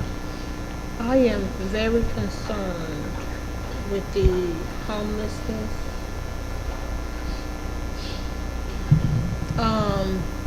The statistics I see. Yes, ma'am. In Memphis and Shelby County don't equate to that number. So we know that we are working to identify families every day. So we are receiving referrals from our school teams every day. We have recently provided training to our school leaders and also our family engagement specialists through the Special Populations Department to ensure that staff know what to look for, that staff create environments where families will trust us with this information so that we can support families. But you are absolutely correct. We do know that based on the economy and based on our data historically, we do know that we have families that are yet to be identified. And last question, what are you telling the principals? I hear it year over year. Certain principals don't allow homeless children to enter into the building. They give the parents a hard time. And this has been going on since I've been a board member. Yes, ma'am. Nothing new. Yes, ma'am. So we are supporting our school leaders through training and resources. We have recently made a toolkit, for example, the McKinney-Vento toolkit, available to school leaders. We have recently added a training in a system that, in the training, it's our Safe Schools Vector system. We've added training inside of that system that allows on-demand training, and we are also deploying the team members out to schools when we become aware of any incident, as one that you've described, to provide on-the-spot training or on-site training for staff members to make sure that everyone understands the processes and expectations for immediate enrollment for families who are experiencing homelessness. Law states Absolutely, it does. that the principal have to let them in. Yes. I know there were people claiming to be homeless for their students to get in the quote-unquote good schools. But that shouldn't eliminate a real homeless family from getting the education their children justly needs. Dr. Lester, can I just add one more statement? Board Member Love, on Sunday, we received information from Dr. Fagans as an advisory. It was very clear the number one priority in our district is to enroll our houseless students. So that was conveyed to principals on Sunday evening. So all of our principals received that message, and that message came from the superintendent. So not only are we providing support, but it's a clear directive that they should be enrolling houseless students in our district, in their school. I just wanted to add that point of some things that we are trying to make sure that principals are clear. And if we advance here, I do want to quickly highlight information. So once we become aware that families are experiencing homelessness, there's a referral process that occurs at the school level. So school and district staff are going to provide that referral. It goes to the team for review. The team members follow up with those families individually to conduct an additional needs assessment to become aware of what types of circumstances may have contributed to the family's homelessness at that time. Also information around what their plans are moving forward, and so that we are able to make referrals to appropriate agencies in our community that will allow families to reach the point where they are stable and able to continue taking care of their families. Beyond that, additional supports that are provided, again, this is through the funding that I mentioned earlier, include those that are listed below there. So that would be your after-school tutoring, transportation supports. We are able to do referrals for behavioral and mental health, vision, dental. We are also able to provide support with school supplies, uniforms, etc., so that families are also being supported here. Also, if families are not experiencing homelessness, or if we become aware that families are needing support with rent mortgage assistance, utility assistance, these kinds of things contribute to homelessness, we are also able to make referrals to local agencies that are able to support families with those costs as well. And those things contribute to families not experiencing homelessness. So these are some of the supports that are provided here. We're able to advance here, and I think we're going to highlight information around the uniforms or dress code. I just want to pause if there were any questions before we transition. No, I just want to commend the good work that your department is doing. But I would like to see us to continue to streamline the communication between the city and the county officials and school board officials as well. Just getting the information out there to let the public know, hey, these resources are out there. And so I think that we can partner with our media as well to shine a spotlight on, like I say, 695 families have been identified, and so and we know it's more. We know it's more out there. So yes, I would like to see something to streamline the process, to get the communication out there to say, hey, Shelby County Schools, Memphis-Shelby County Schools, we're working on this particular issue. We can't necessarily fix the root cause of it, but it's we do need a holistic approach to this particular cause. So I just wanted to thank you and your department. Thank you, board member. Dr. Lester, I have a question. Yes, ma'am. Do we have in place like a hotline where if I know someone, or if a principal or someone, just a regular person knows someone that's homeless, that they can call that hotline to report it? We do not have a specific hotline at this time. I do like that idea. Thank you for sharing it just now. We don't have a hotline at this time, but what we do have is the district's call center. And so I will take this opportunity to highlight the phone number 901-416-5300. At this time, that is available to us, and we have call center agents who are able to take down that information and route it to our team. So that is available to us now. I do thank you for that idea around the hotline. Is that 24 hours that they can call that number? That is during our regular service hours. However, we do have supports and things in place where families can contact us outside of those hours if they have access to, for example, the digital tool that allows 24-hour access, which can be done in most cases from cell phones. Not everyone has a cell phone, but in the cases where we do have cell phones, that is a tool that is available to us. Thank you. Thank you for your good hard work. This is daunting, because what I think I see is that it's cumulative. Yes. And so I would like to see the cumulative numbers so that we can see the real numbers. Okay. So that we can see, as you said, they roll over or into the next school year or subsequent school years. The other thing is, you said something very interesting. You said there are factors. And so do you all do an assessment to find out what the needs are and trying to figure out what the issues are? So it would be interesting if you could provide us with some trend data, because it'll let us as board members and an elected body to work with other systems that are involved in some of the root causes. Okay. So, for instance, if it's because someone does not have a job that is paying them a local living wage, then is that due to them not having the appropriate certifications or education? So how do we work with someone to get them on the path to get a better paying job so that they can stabilize their living situation? So if we could do that, that gives us the ammunition to go work with other systems to say, hey, here's when and where you can align with us to get us down a path of dealing with our homeless and unhoused. Thank you so much for that. We do have a number of relationships with partner agencies that help us a lot with the referrals, but also help us with identifying some of those root causes and addressing them in our local community. And so we look forward to bringing you all additional information about that. We have a number of things that are working right now to support families, and so we look forward to bringing that back to you all in future reports. Yeah, what I want to make sure I'm talking about is systems. Yes. So that we can address it with our systems, yes. our systems partners. Yes. Okay, thank you. I have two questions. Real short, Stephanie. Two questions. One, what is the timeline when we will update the numbers of people of the families that's homeless? That's one. And the second one is, and I'm not sure how this works, but the second one is, have we ever tried to partner with HUD Housing? Yes. And because that would be a good way to minimize the homelessness in the city.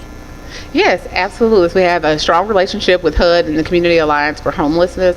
We also have relationships with organizations that provide housing, such as MIFA or Room at the Inn, Salvation Army. If I start naming them, I'll leave someone out, but I assure you we have some strong relationships that are really able to be lifted up to support our families when we become aware of these situations. Your first question was around how frequently are we receiving this information? How frequently is the data being updated? Daily. Okay. And throughout the day. So as we receive information and referrals daily and throughout the day from school teams and other district staff, the team is coding families throughout the day, each day, and we are providing the updates to senior leadership on a weekly cadence. Okay, now I know HUD is a lengthy process. What's the turnaround for us with them partnering up with us? What is a turnaround? So when we become aware that a family is experiencing homelessness, within a 48-hour period, the family is able to have their needs assessment completed with team members. And then from there, we are able to do referrals to the appropriate agencies. Simply because we are the school district, the majority of this looks like referral, because naturally the school district does not provide these services directly. But again, I call out those really strong relationships that allow us to ensure that families are being referred to the appropriate service. For example, United Way Driving the Dream.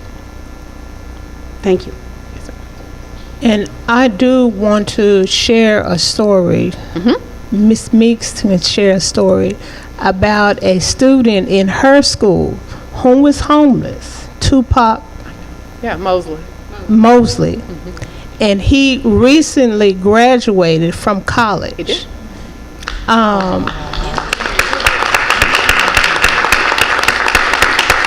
Provided the support of the school and the community.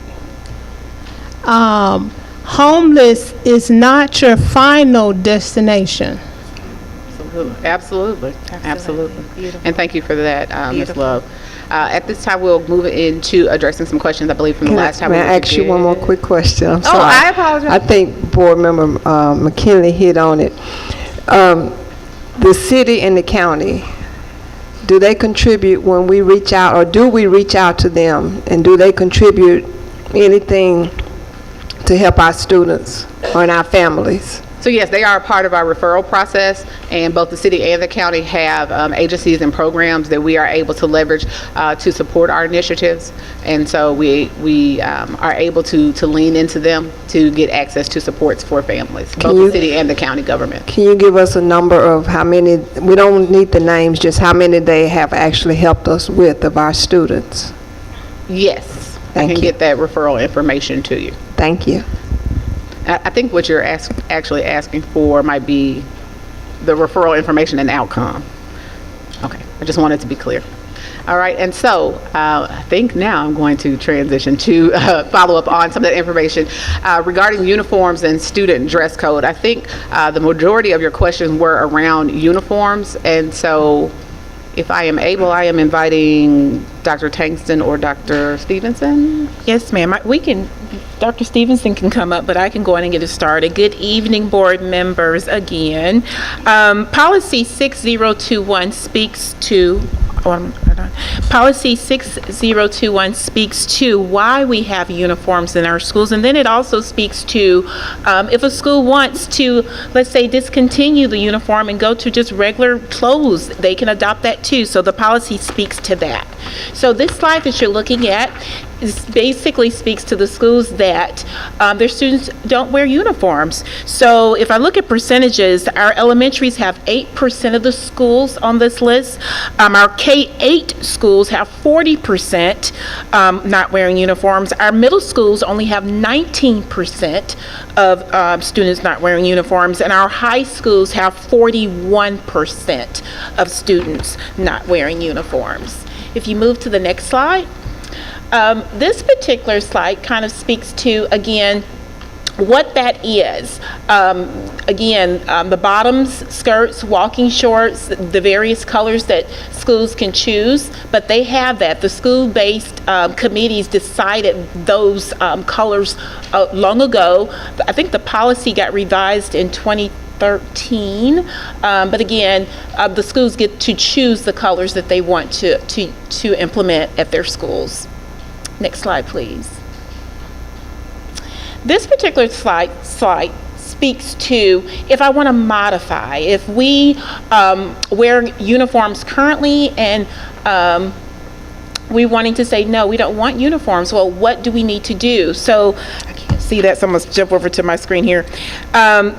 Initiation, they have, that's the phase 1. Phase 2, committee formation. 3, communication plan. 4, proposal distribution. 5, voting. 6, results. 7, approval plan, where it goes before the superintendent. And then 8, implementation. So there's several steps that schools will have to implement in order to move towards not being in uniform. Well, that same thing goes with, you know what, if we are a school that we're not wearing uniforms and we want to go to uniforms, what will that look like? So you'll see through the steps, board members and colleagues and our superintendent Vagans, that it's very systematic in how we involve our parents to ensure that they can vote on the students not wearing uniforms or wearing uniforms. So that's what this particular policy speaks to.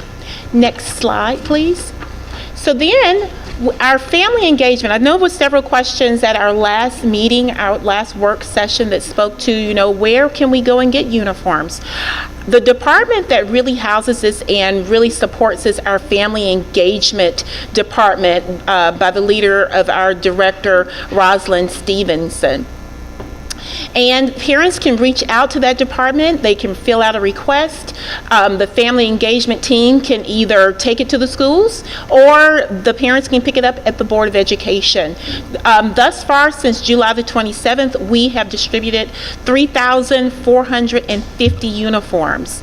And this would include anyone can get 2 tops and 2 bottoms per student in need. And I will say that I don't have this on there, but there's several schools across our district that has closed closets where students, there is no amount that they can get, is what they need. And a lot of our community partners, adopters, help those schools with those closed closets. And then also they get the necessity boxes of things that those students will also need. So are there any questions in reference to that particular policy? I would advise the superintendent and her team to make sure every principal knows the correct way to change uniforms. Yes, ma'am. I have received so many calls across the district. Parents, principals don't know the correct way to change a uniform policy. Yes, and ma'am. that is hindering our enrollment and our hindering the parents from taking their children to school. Thank you so much. We'll make sure that information is shared. Any other questions?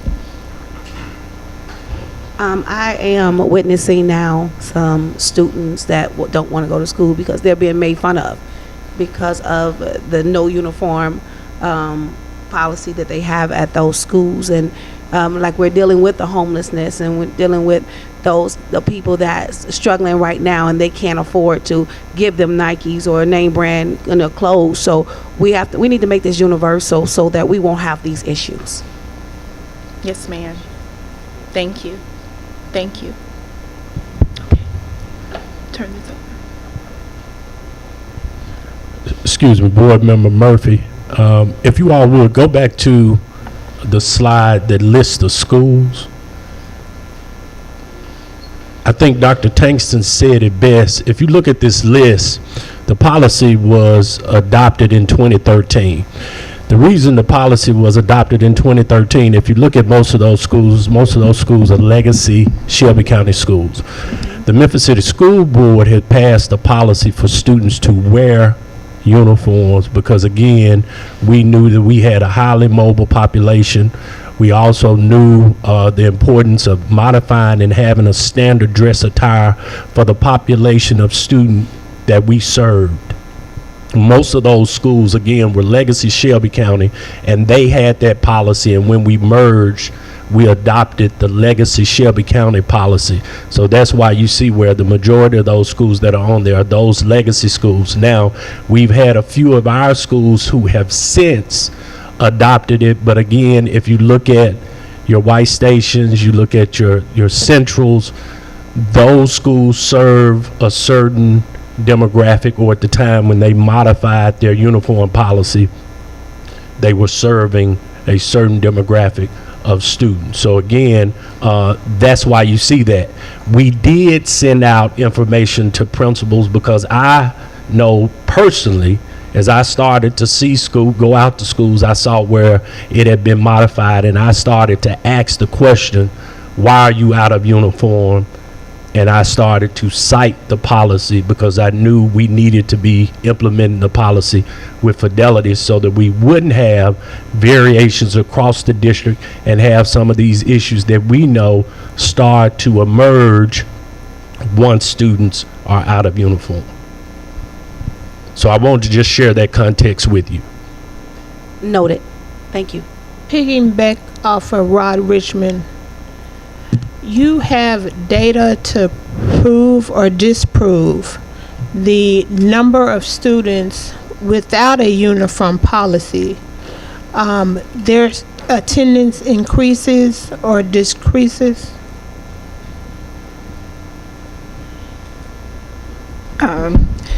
Commissioner Love, I don't have that information on me currently, but I can get that information to you tomorrow.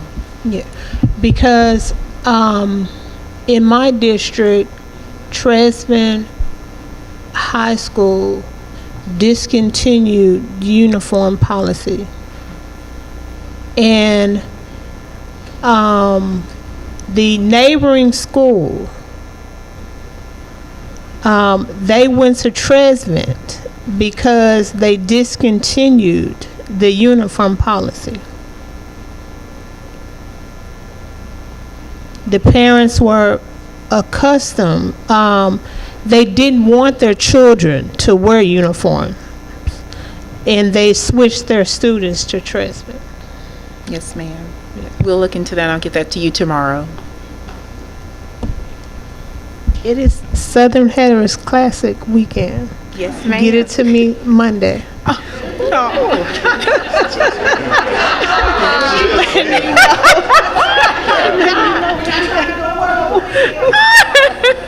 Thank you. That's so sweet.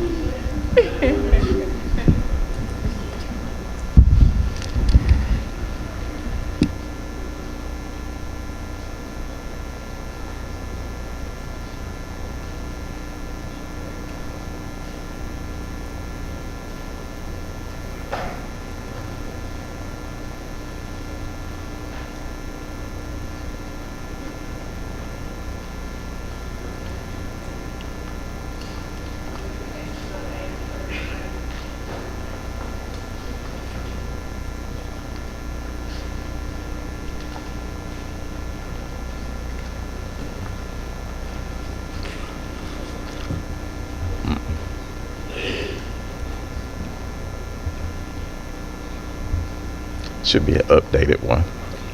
Should be an updated one.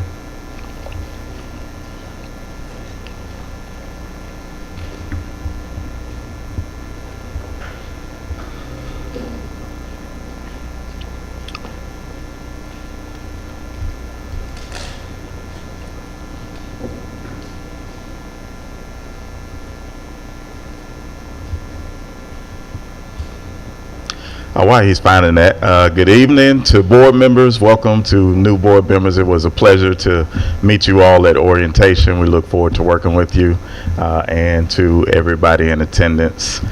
Good evening. I promise to be quick. I know we've been here a while. Promise, but informative.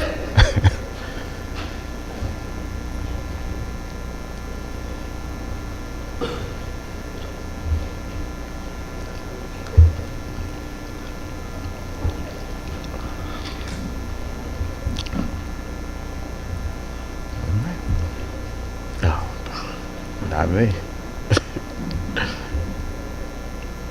I sent it. It's sit there. They don't have it.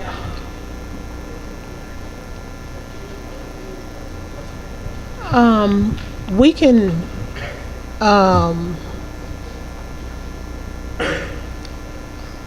can do that at a board work session. Okay.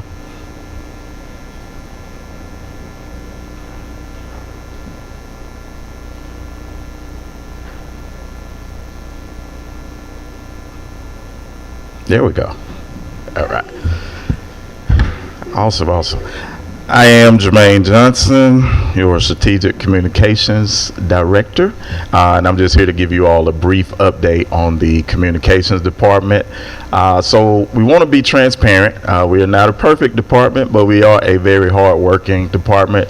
So want to quickly go through things that need work, things that are in progress that we have already established or initiated, and then things that we are just doing very, very well at the department. Next slide, please. First thing that needs work, and the biggest thing that has come up a few times in this meeting, receiving and organizing information in a timely fashion. So in our office, anytime there's a media request, anytime there's an incident at a school, anytime there's events, there's so much that comes into our office, not just every day, but minute by minute. We're getting tons of emails, tons of text messages, and so housing all of that information to put it in one place to respond to it is quite the challenge, but we're up for it. And as we look at that challenge, our solutions that we need to implement, number one, we need to maximize shared info apps, our doc apps, Excel files. So when we do put this information in one place, or when we collect the information, we can have it in one place for the entire department to see, so we can get it back out to the people that need it. We will also appoint board and leadership liaisons. Board members, your liaison is actually here tonight. She was not able to make not the initiation, but the orientation. Absolutely. Ms. Terica Thornton. So, yes. She will be your liaison for communications, so anytime you all need something, you could just relay it to her via email. Maybe she wants to give out her cell number for you all to text her, but anything that you get her, we'll be sure to get on it quick and make sure we get your questions answered or help you out with any problems that you're having. We'll also be implementing crisis management training, and you'll see that don't go to the next slide, but you'll see it in the next slide. I knew you would do that. But there it is. We are fine-tuning this document for our admins, our teachers, our SROs, counselors, and staff. We are getting ready to get everybody together, whether it's via Zoom or in one room, but to train everybody on how to react to a crisis management situation. So let's say if something happens at your building, you're not wondering, hey, when do I contact comms? When do I call superintendent? When does the board find out? We'll have everything in place so that everybody will know what to do and how to do it. Next slide, please. Things that are in progress that have been implemented. We have refined our organization chart. Our goals and roles list is solid. And it has helped out tremendously in our office. We have implemented weekly staff huddles, so every Monday at 9:30 a.m. Our communications department is meeting. We have strengthened our student support and training, or our PROS program, and our external support via the call center, formerly known as Constituent Services. And again, the benefits of that is just the daily direction for the staff. You don't want a communications department coming in every day like, what do I do? How do I respond to this email? Where am I at? Everybody knows exactly what they need to do. The form and function is moving.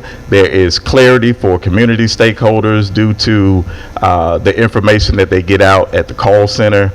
And we've got more creatives and more experience on our team, and we're working with students to help us out and be good communicators. Next slide, please. And to the left, that is a snapshot of our goals and roles chart. I literally had one-on-one conversations my first week here at the district, talked to everybody on the staff, and now they understand what their expectations are daily, weekly, and the things that are fluid. But of course, there's always room for the unexpected. And then our org chart, it is finalized, it is finished, so all of our members know who reports to who and how we communicate. Next slide, please. What's working, the things that we're doing well, it's quite a bit. Our collaboration across all departments. Communications is important to the overall goals of the entire district, so we have to collaborate with all of our different departments, and we're doing a great job of that. Our copy editing, our email and text blast, I'll let y'all read that. Y'all are very smart people, but we're doing a lot with our live streaming newsletters and just different things. Our communications through our radio and TV stations. I'm pretty sure the parents in here, you are familiar with our robocalls. So we're doing a lot, and we're getting a lot of information out there from the communications department every single minute, every single hour. Next slide, please. So what is next for the communications department? Again, we want to continue to improve on our internal communications. That's every department talking to each other, everybody communicating with the board. We have to fine-tune that process each and every day. Also, we want to expedite our external communications. How fast can we respond to media requests and incidents, or even the good things, the the achievements that are going on at our great schools. How do we keep improving that? And it's all to change the narrative of MSCS. Next slide, please. Per request of Board Member Love, just a quick calendar update.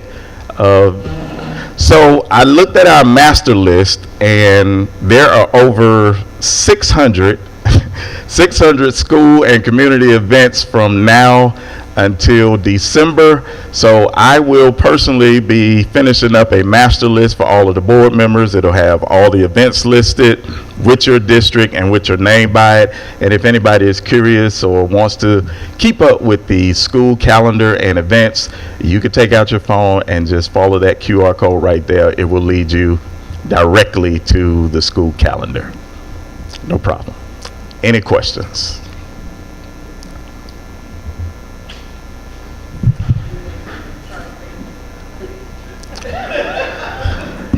I got you. I got you.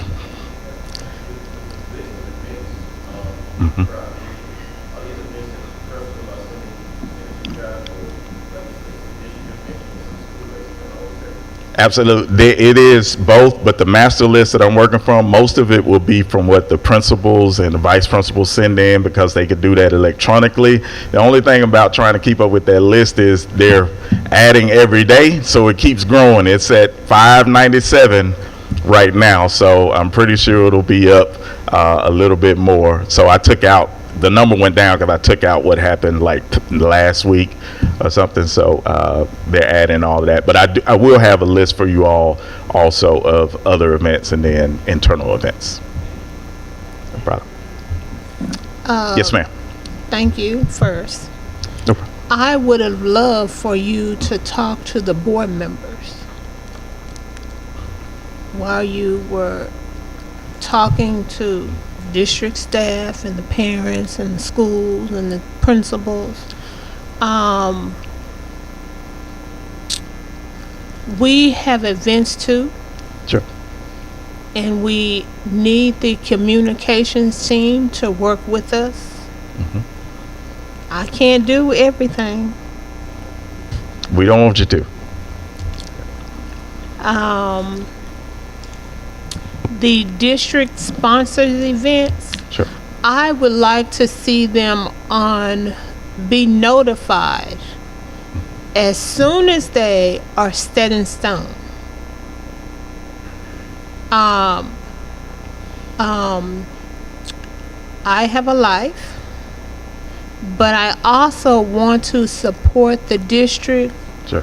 on events, and I can't drop everything when I don't know, when I be notified at the last minute. So are you talking about, like, just say if something happens today, how quick it gets to you? No, I am speaking about events the district sponsored, Okay. and I am speaking about notifications when there is a problem. I don't want to be notified.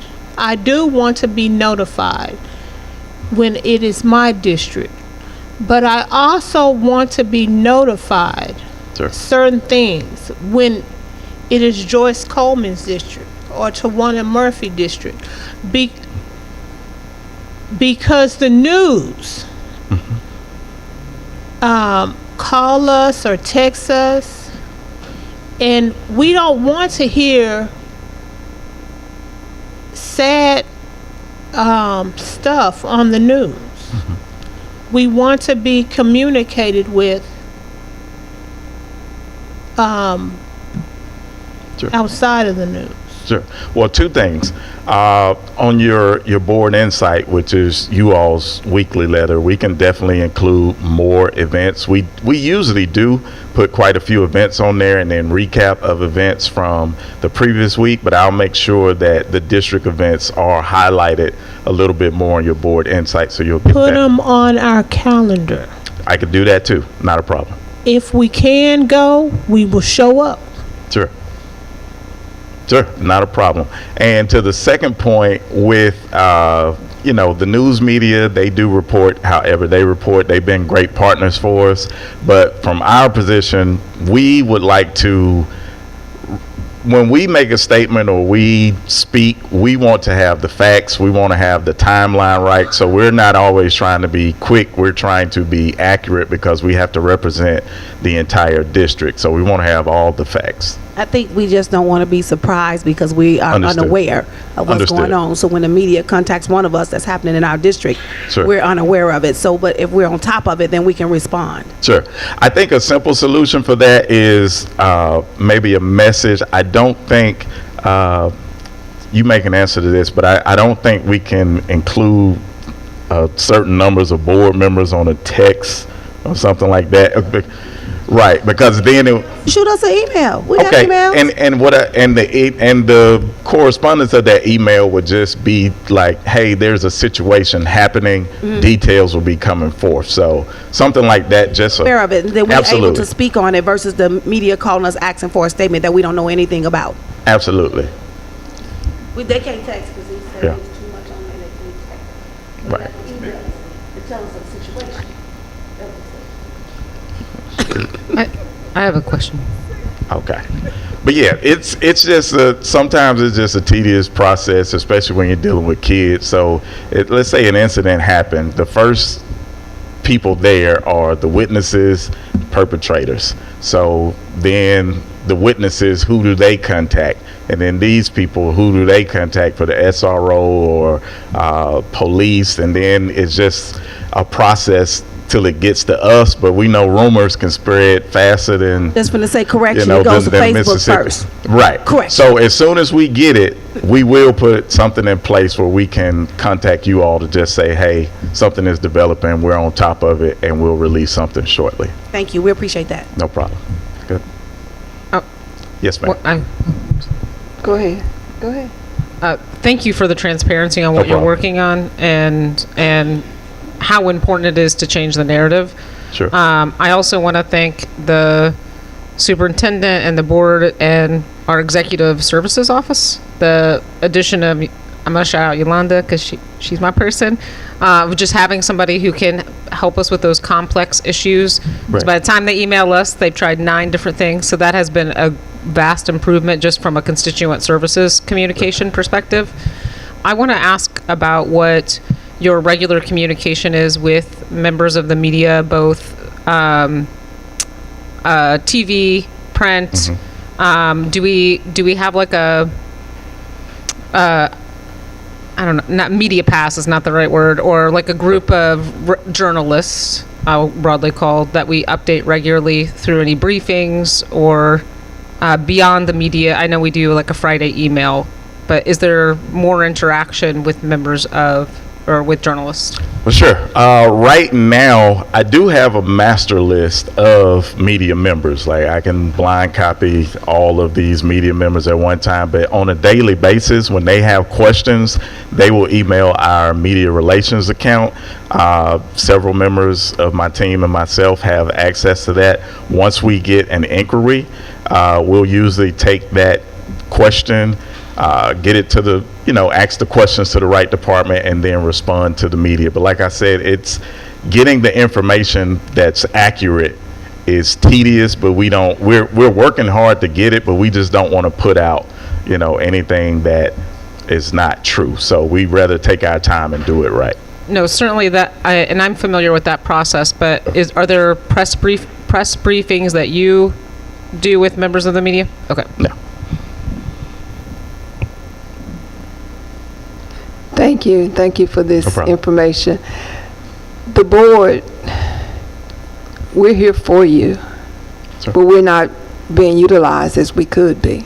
Mm-hmm. We could do PSAs to help you. Sure. Friday, Labor Day weekend, board members could have announced we got a 3-day weekend. There's so much more that you could utilize us for. My new board members, are they gonna get a chance to come on 88.5 to be introduced? I love for them to do that. But it's a two-way street. We gotta Sure. do this. We're missing children now. We could go in there and talk about, we need our children. We want our babies in school. Sure. Just for a little context, Thursday, and this is not an excuse, it's just for context, Thursday will mark my first month on the job. So, what I'm telling you is, I'm gonna give you that. But up here on your communication, you talked about you've met with this group, you've met with that group, right? But not one time did it say you met with your board. Absolutely, and I love the board. I absolutely do. I look forward to. No. What I was saying is, when I came in, there's a beautiful document, the transition document, and just getting caught up on everything that's going on with the board and with the new superintendent and everything. So once I read that document 4 times over and saw where the needs were in communication, that was my first goal. So with this being the first month, I'm still within the first 25 days of my 100 plan. We're way ahead of schedule, which is a great thing. But trust me, the board is very important. Getting y'all information is important. I understand. I had conversations with team members who, some things that y'all did in the past, I was like, well, tell them to me. So, there may be some things that we re-implement, but you all are very high priority. I want you to know that. How high? The highest. So high. Top of the pyramid. I gotcha. Yes. Give me a number. You Say have been here 1 month. Say that one more time. Give me a number. A number, a phone number? Of how high? Yeah. Oh, y'all are the 9 and 901. It don't get no higher than that. Y'all high. You have been here one Yes. month, Yes. and you have yet to talk to the board. Yep. Okay. I will accept that. It's not because I didn't want to, but you got to understand, as a new guy coming in, the board can be a little intimidating. You want to, watch and learn the personalities and sit back. Not saying I'm an intimidated person, but you don't want to just approach the board because you guys make, decisions like that. So I was waiting till the perfect time, and I think it's always a perfect time. But now that I know it's an open door policy, get ready to see me a lot. That's what I'll say. No, he isn't. He is in his life, former life, he was a comedian. But I did want to compliment John. Anything I want to know, I listen to 88.5 Sure. and go on his social media pages. Right. John is a great asset to the community. Absolutely. He does a lot of things outside the workplace to promote this district. Sure. And John, you ready for the new board member? Yes, ma'am. Oh, there it is. Then that's an email. Yeah. No, John has been great since day one, and that's also part of the plan to maximize the effect and the reach of the radio and TV station. And of course, he's going to be a big part of it. If anybody walked in my car right now, you crank it up, 88.5 is on. So I'm listening all the time, and I'm getting information. So we're going to keep growing and glowing, but I promise you, communication will get better. Thank you. Thank you. I did want to say one thing. Yes. I didn't mention this to you during orientation of how some of the constituents of the community was saying we need to look more unified. So I'm in agreement with my colleagues here when we do have community events. It'll be nice to know. So, and nice to be included in those. So like I know you were in a few districts just previously, so it'll be good for those board members to be there. And I do want to give a shout out to John too. Very active in the community. The people love him. We love him. We appreciate everything he's doing. So yeah, definitely just want to have a more unified front, because like I said, Sure. our orientation, when we look divided, people know. Absolutely. We need to have a more unified front, right, and back, right? So just being more unified when it comes to that. No, we're on the same page, and I love that you think that way. I'm right there with you. So let's be unified, and let's make the district all that it can be. And we're very approachable. I'm very approachable. No need to be intimidated. I've noticed. Fun. Noticed at the orientation. Absolutely. In the community, very approachable. Very approachable. Cool.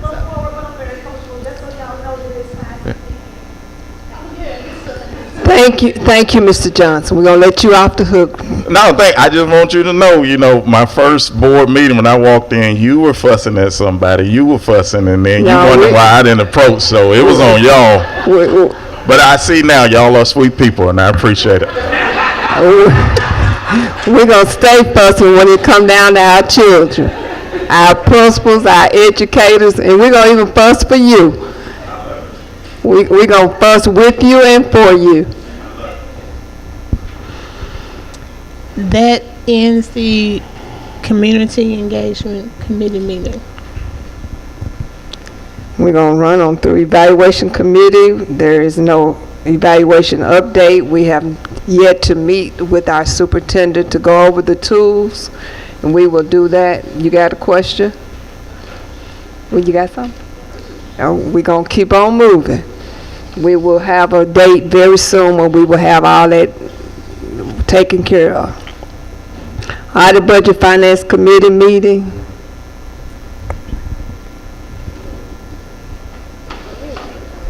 No, they can come right on, Miss Knight. And we have three more items on that.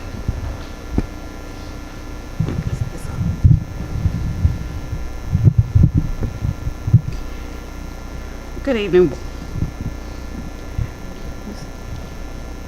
Good evening, board commissioners, listening public, staff. You can't. It's on. Testing.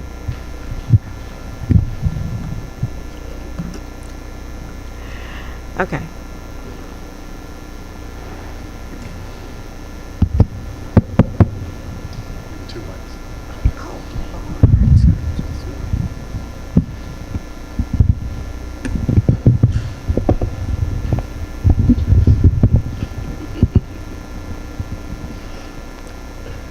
Okay. Tonight, I'm requesting that you approve the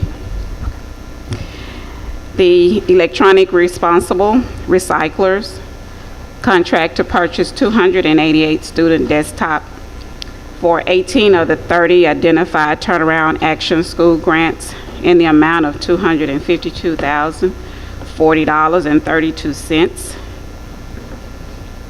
These the computers will provide supplemental technology, will offer students instructional engagement opportunities aligned with academic standards to improve content area proficiencies and academic outcomes.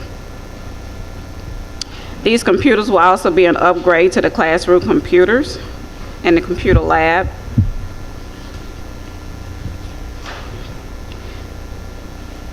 Purchase of comprehensive support and improvement schools in school year 22-23 enable school leaders to build upon existing computers and classroom computer labs, thereby maximizing instruction and interventional time.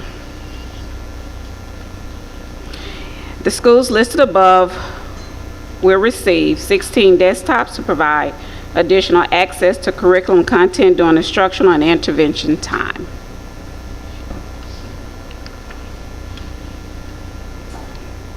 Any questions?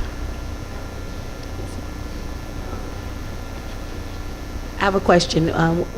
One of my schools are up there. It's Oak Haven. It don't specify if it's elementary, middle, or high? Middle. Or all of them? Middle. Middle, okay. I have a question. Just in terms of expected outcomes, not only for us, but also for the public. I know that this is a budget item, so you're concerned about paying for the number of things. Can we include the student, how it impacts our students as well? Expected outcomes? Yes. Okay. That would be probably Dr. Richmond's area. In the future? In the future? When you, Okay, yes. perfect.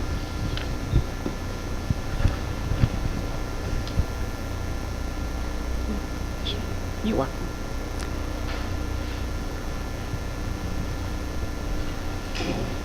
Next, we have the purchase of computers, student laptops, 1,620 laptops from Thomas Consulting in the amount of $1,167,698.70. The 1,620 student laptops will also include 54 laptop carts for the computers. 18 of the 30 district identified turnaround action grant schools listed below. This report support the same initiative as before. This supplemental technology will offer students instructional engagement opportunities aligned with academic standards to improve content area proficiencies and academic outcomes. Once again, this technology will be used to support Tier 1, Tier 2, and Tier 3 instruction and use of academic digital resources. Devices purchased during the pandemic have limited life capacity and they're pretty much outdated at this point, so we're trying to replace those laptops. I have a question. Yes, ma'am. With the inventorying of devices to school sites, I know they are responsible for their own laptop carts, so it seems these 54 are being distributed among those schools. Yes. Do schools did they know in time to budget for laptop carts? And if they don't, do we have resources available to them to make sure that our technology is secure? I'll take that one, Leslie. Board Member Garcia, great question. So with these items, these are particularly our CSI schools. So our schools who get turnaround, that tag 3.0 is our turnaround action grant that's for these CSI schools. So what you see here is a budget item. What they've done is, remember that we're one-to-one district. Students have one-to-one devices. To your question, these schools who get CSI grant money, they're taking an opportunity to buy laptop carts in addition to those one-to-one devices. So with this, you asked the question, if we did the inventory, yes. And again, students have devices, but these laptop carts are going to be used particularly for kids who can do things for testing, for instance, if they leave their device at home. So what schools are doing is refreshing their devices on a 3-year cycle. And these 54 schools, just like the previous items, are doing the same. I mean, it's clear to me that they're CSI schools, and this is, I'm going to give it, like if I'm Bolton High School and I've got 900 students and I'm now responsible for all the devices, if I didn't yet have laptop cards to lock them up if they're not sending them home with students, were they planning for those costs? So again, every student. Or I'm missing something in the, do they take them home and there's no need to lock them up, or there's no new centralized laptops to account for? So is your question around these devices particularly, or the one-to-one devices, or both? The one-to-one devices, are they going home with students? Not all of them. So okay. So those needs a place to be secure in the building, and then there are centralized laptops that are for floating for testing that happens all the time. Yes, ma'am. Does everybody have what they need? To keep their devices secure, whether it's the centralized laptops or digital devices? So to answer your question, yes. So one, our asset management team does accurate accounting of these devices. 2, we do an inventory with the schools on a annual basis. Again, these devices usually last about every 3 years. In addition to these schools that you see here that are a part of the turnaround action grant, we also work with our other schools as well. One of the things we did with ESSER funds is, in addition to one-to-one devices, we gave devices for opportunities for laptop carts. In addition to the TAG grant, we still, remember, you also have seen items for schools. Every one of our schools, with the exception of 2, is Title I schools. So schools are using their Title I dollars as well to replenish their laptop carts. So again, in addition to the CSI schools, 99% of the schools have Title I dollars as well to replenish any laptop carts. And those carts are if you haven't been into a school, you're able to power them on and store them away in a way that you couldn't do one-on-one devices. So that's kind of how we're doing the inventory. Okay, thank you.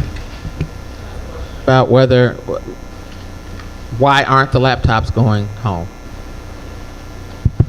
So great question, Board Member McKinney. So the high school students they do take them home. So if you are a fourth grader or a first grader like I have at White Station Elementary, I might not want them to take home because they don't have the same level of accountability that of a high school student, if you will. So if you're like a parent like my son, he was able to take them home 3 years ago. I spent $75 3 times because he probably shouldn't have brought him home. But in an instance where we do have opportunities for elementary students, like, I can't think of the day. Somebody might be able to help me think about, there's a day or a week, if you will, that we do certain things in elementary schools where they can take them home. But as a general rule, you probably don't want your elementary schools to take them home every day because we'll be at your beck and call, asking you to replace devices more often than not.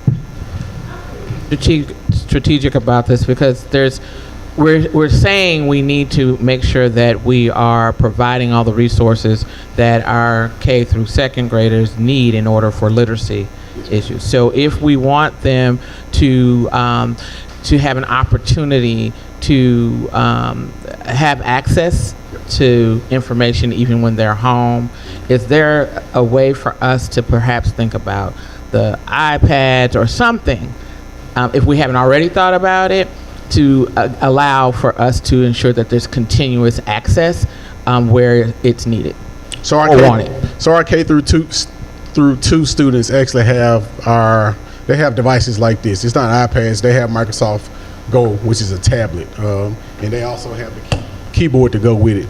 But again,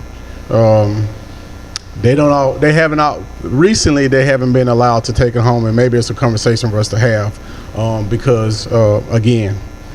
I hear you. Yes, ma'am. So what I'm going to say is this: we have to come from, again, an asset place, and we have to set the expectations and then teach them how, so that the adults don't keep making the excuses as to why the children aren't doing what they are supposed to do. Thanks.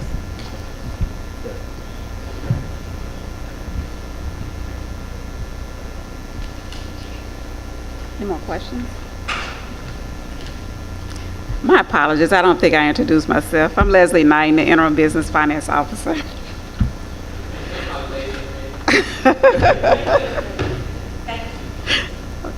Next one. 806 Technologies.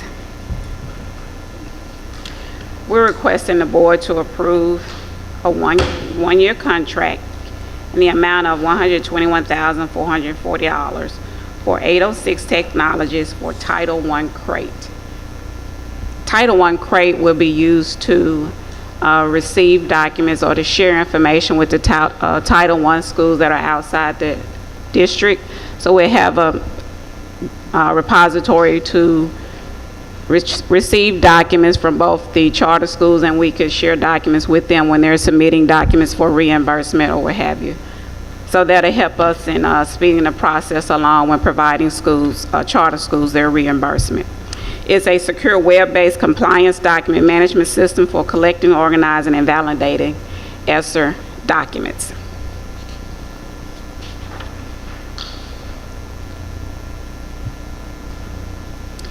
Questions? I saw district and campus renewal. What does that mean? Campus renewal. Campus renewal. In the documents we received, it might not say it on there, but I can't see it. I'm not aware of that one. It was in the packet that we had, the briefing. The briefing that we got from the superintendent. It said district, financial impact. Campus and district reports may be generated on demand? It says financial impact. Under financial impact, it said something district and campus renewal. Under financial impact. Or did I misread that? It says campus renewal. Yeah, I don't know what that means. That's why I'm asking the question. Oh, I'm following you now. Sorry. I will let Derek Morris speak to that. I can answer real quick. So previously, when we got this platform, what we did was campus was a part of it. Obviously, if you're seeing campus, they just need, obviously we're not using campus. Is not a they have their own district now. We're not using it, and they're not using it anymore. But previously, they were treated like a charter schools. So to get documents to and from, this is a more efficient way to do it than to do paper. So that's what this process. So they're not a part of this. That's correct. Okay.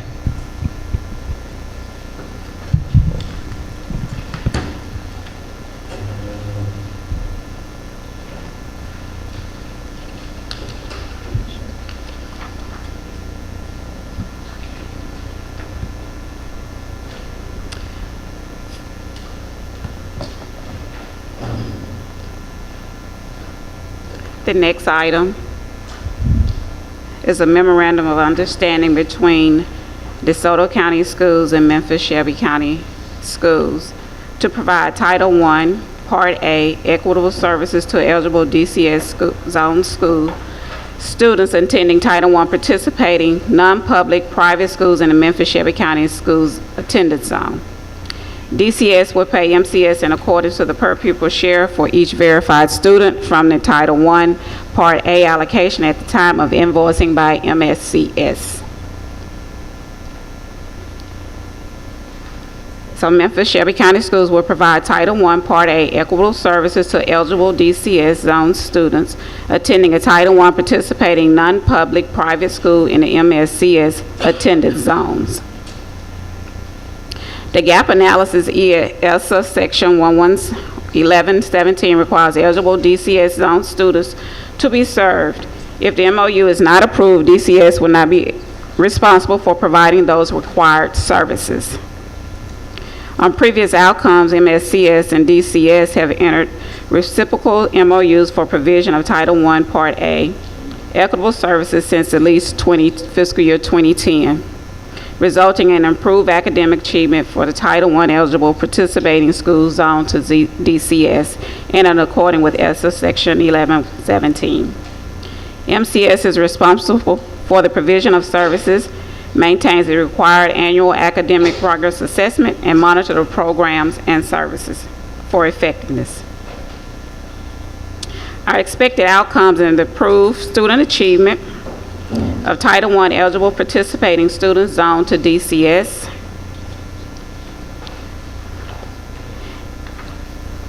Any questions? So these are federal dollars, and we're required to comply Title I services. Yes, ma'am. So I heard you say that the results have been that there's been increase in student academic achievement. I don't see any data around that because I want to make sure that the district is I want to make sure we are in compliance on both ends. What we're doing for DCS and then what they're doing for our students. Got it.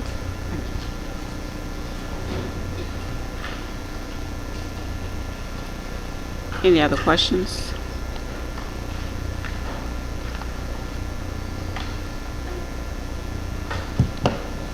The next MOU is the reciprocal MOU, so it's pretty much stating the same, except for MCS will provide equitable services to DCS.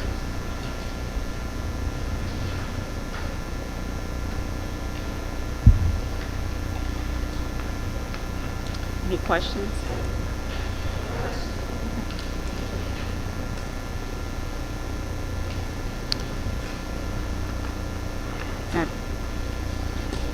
That concludes my presentation. Is this the end of budget and resolution? Are we done? Or we have anything else?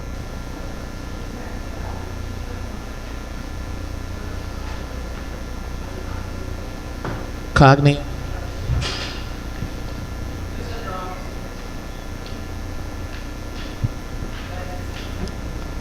Okay. Cognia. Diagnostic reviews.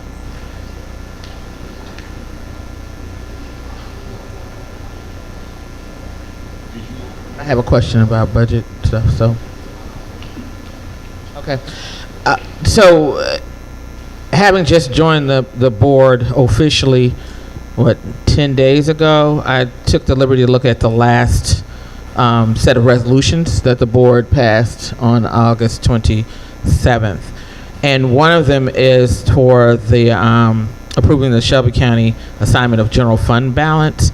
And so what I am asking of the superintendent and staff is to take us through, especially the new board members, what these things mean, because there's a lot of reference to funds, like Fund 8, Fund 1, Fund. So just so that we are clear on what that is. Also reference of functional alignment.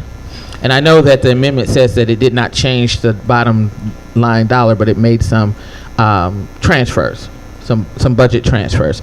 So Superintendent, I don't know how you want to do this.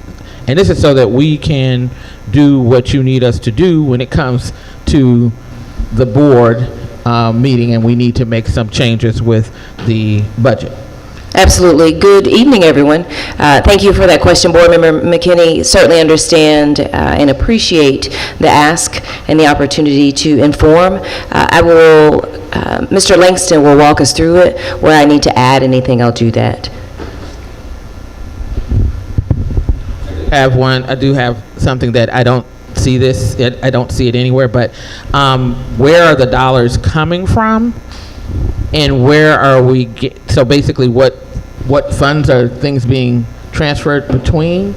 Because in my mind, we're gaining somewhere and we're losing somewhere else. And so I would like to know what the impact may be. Just be really clear about the shift from A to B or wherever it's going. Wherever the money, because you might be shifting $1 million out of somewhere and you're putting it between That's two right. other places. So I would want us to know what the impact is from shifting it out of that one place and then what the expected outcome is for those other two places. Absolutely.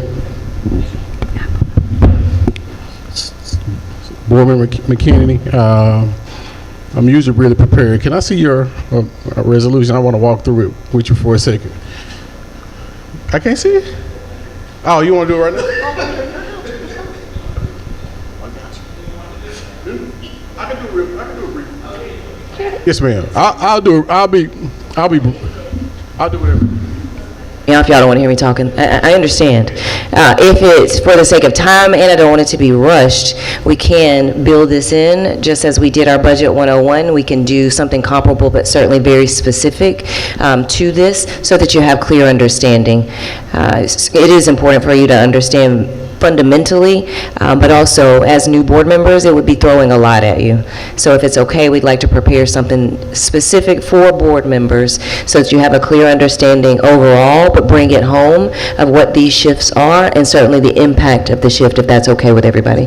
Okay, perfect. Yeah, and I think to make sure that you are clear, so you don't have to go way back. If you just start with this last. Oh no, we'll start right there. We won't go back in the past. Just start right. We're going to start right here, but it will require just being, very clear and delineating some things. Thank you so much.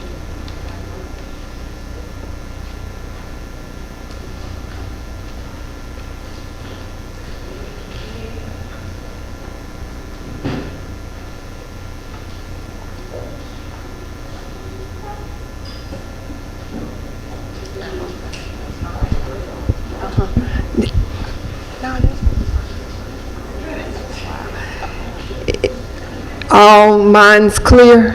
There's no more business before this board. This meeting is adjourned. Thank you for a nice, long evening.